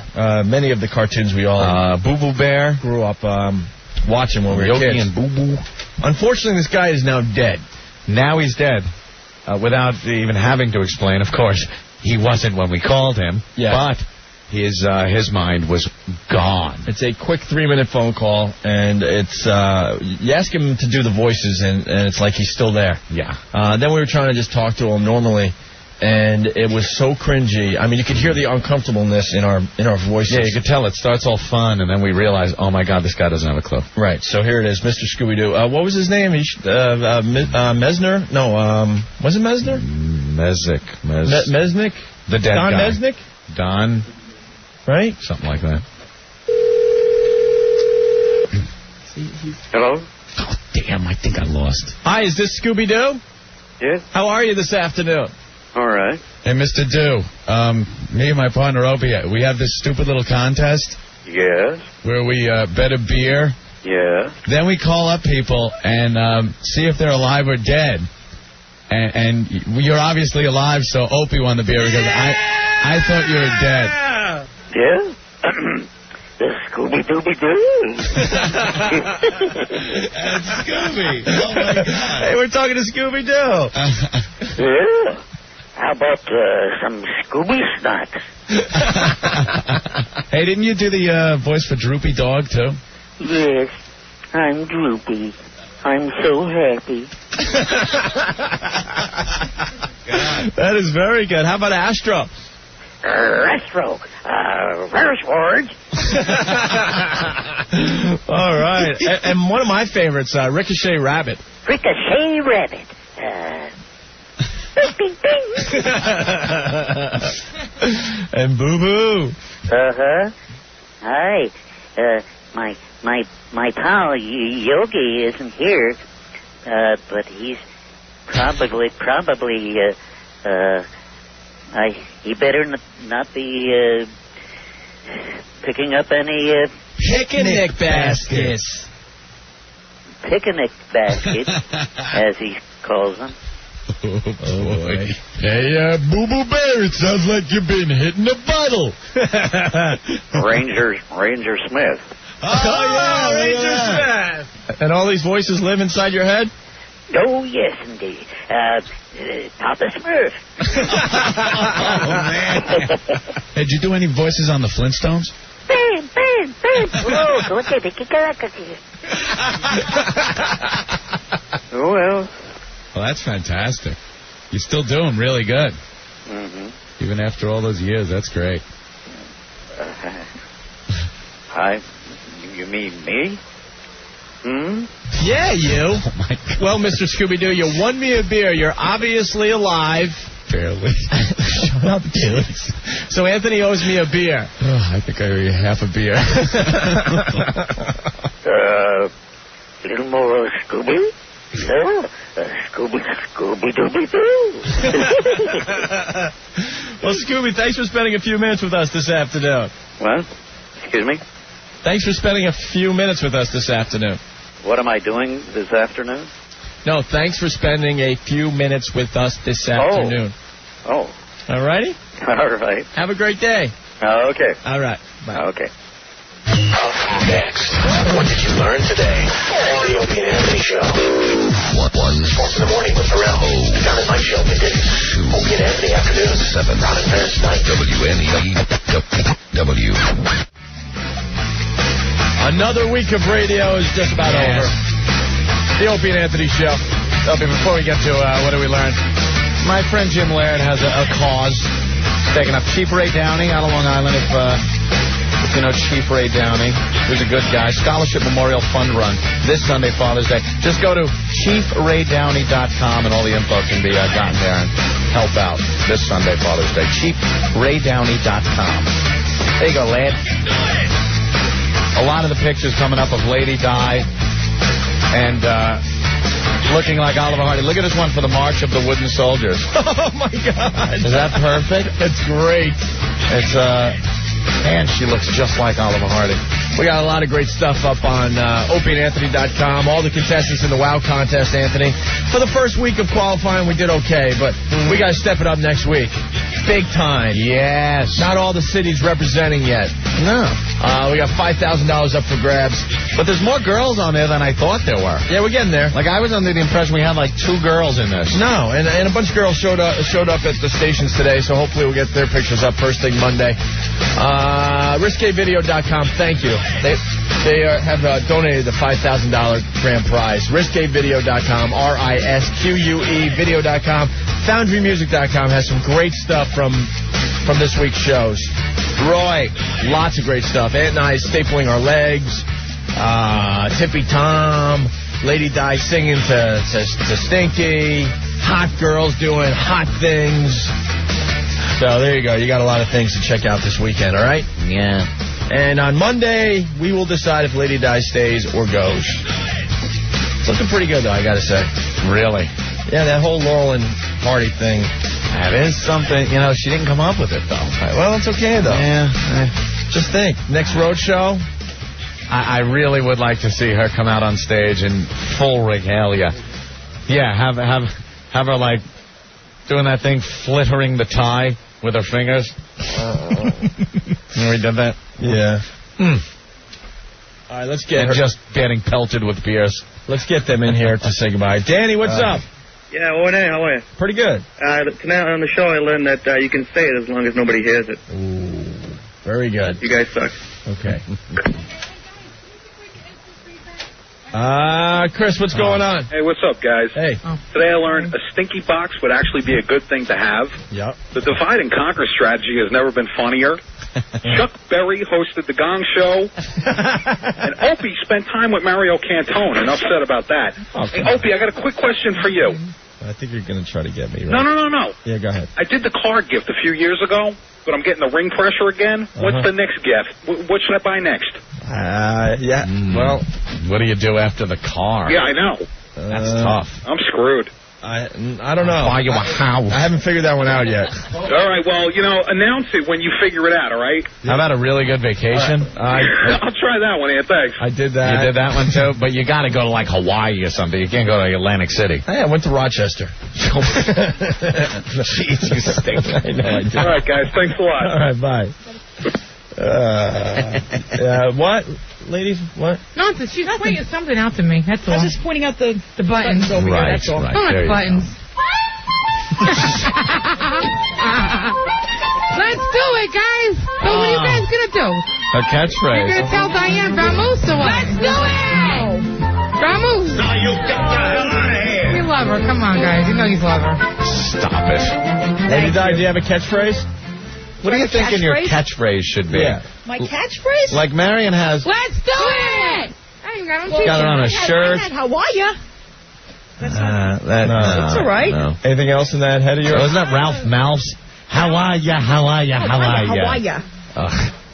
don't know. Was that? Like now, Marion. We used to say Yang Yang Party, but that was a thing, too. Yeah, now, Marion is broken off on her own, and she has Let's Do It. And you know damn well now, at appearances and whatnot, are you girls going to be outside at the ring as Ron and Fez hold their night of fights? We're going right Guaranteed, now. everyone that comes up to Marion now is going to go, could you sign this and write Let's Do It? And they're going to be coming up to you, Let's do it, let's do it. And Lady Di's just going to have to watch as Marion signs autographs. She just asked me where I got it made up, so I told her.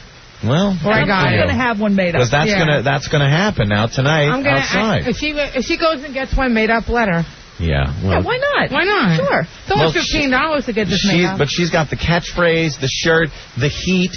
She's going to go out there tonight. You watch. Watch tonight. The crowd is going to just pour into her. And could you please sign this and write Let's Do It?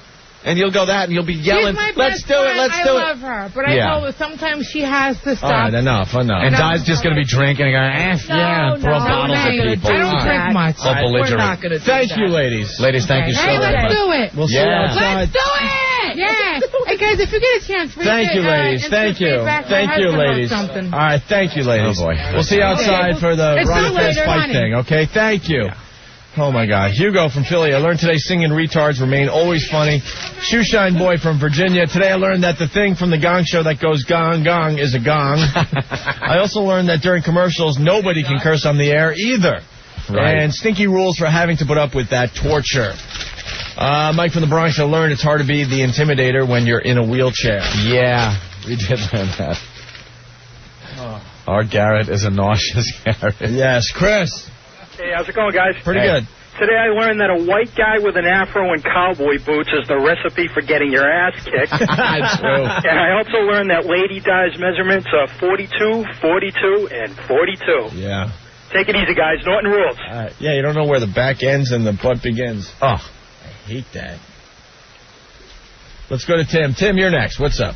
Guys, how we doing? Good show today. Yeah, we did all right. I learned that Opie is Mario Cantone's sloppy second. Oh, help me out. See ya. Help me out. Tim, help me out a little bit, please. Let's go to Terry. This is a good one. I didn't think about this today. Terry, what's up? Hey, how you doing, guys? All right. I learned you both go down with one shot to the head like a couple of fags. Yeah. Hey, I don't take a punch in the friggin' eye too well. You know, that hurts. And I didn't. Glass jaws, man. And I didn't see that punch coming. Are you one of those guys? Language. Hold on. What's your language? Sorry. Are you Irish, Terry? Oh, yeah. Should I ask, Terry? Yeah, you Irish guys, man, you could take punches. You guys roll, like when a couple of douchebags are in a bar and they get in a fight and they're not Irish, one guy hits, the fight's over, you're pissed off. You Irish guys, it's rolling out into the parking lot. You're hitting each other with their cars. You don't care. I love the Irish. I love to watch them fight. Thanks, all right, Terry. fellas. I'm out of here. Later. Couple of fags. Can't take a punch.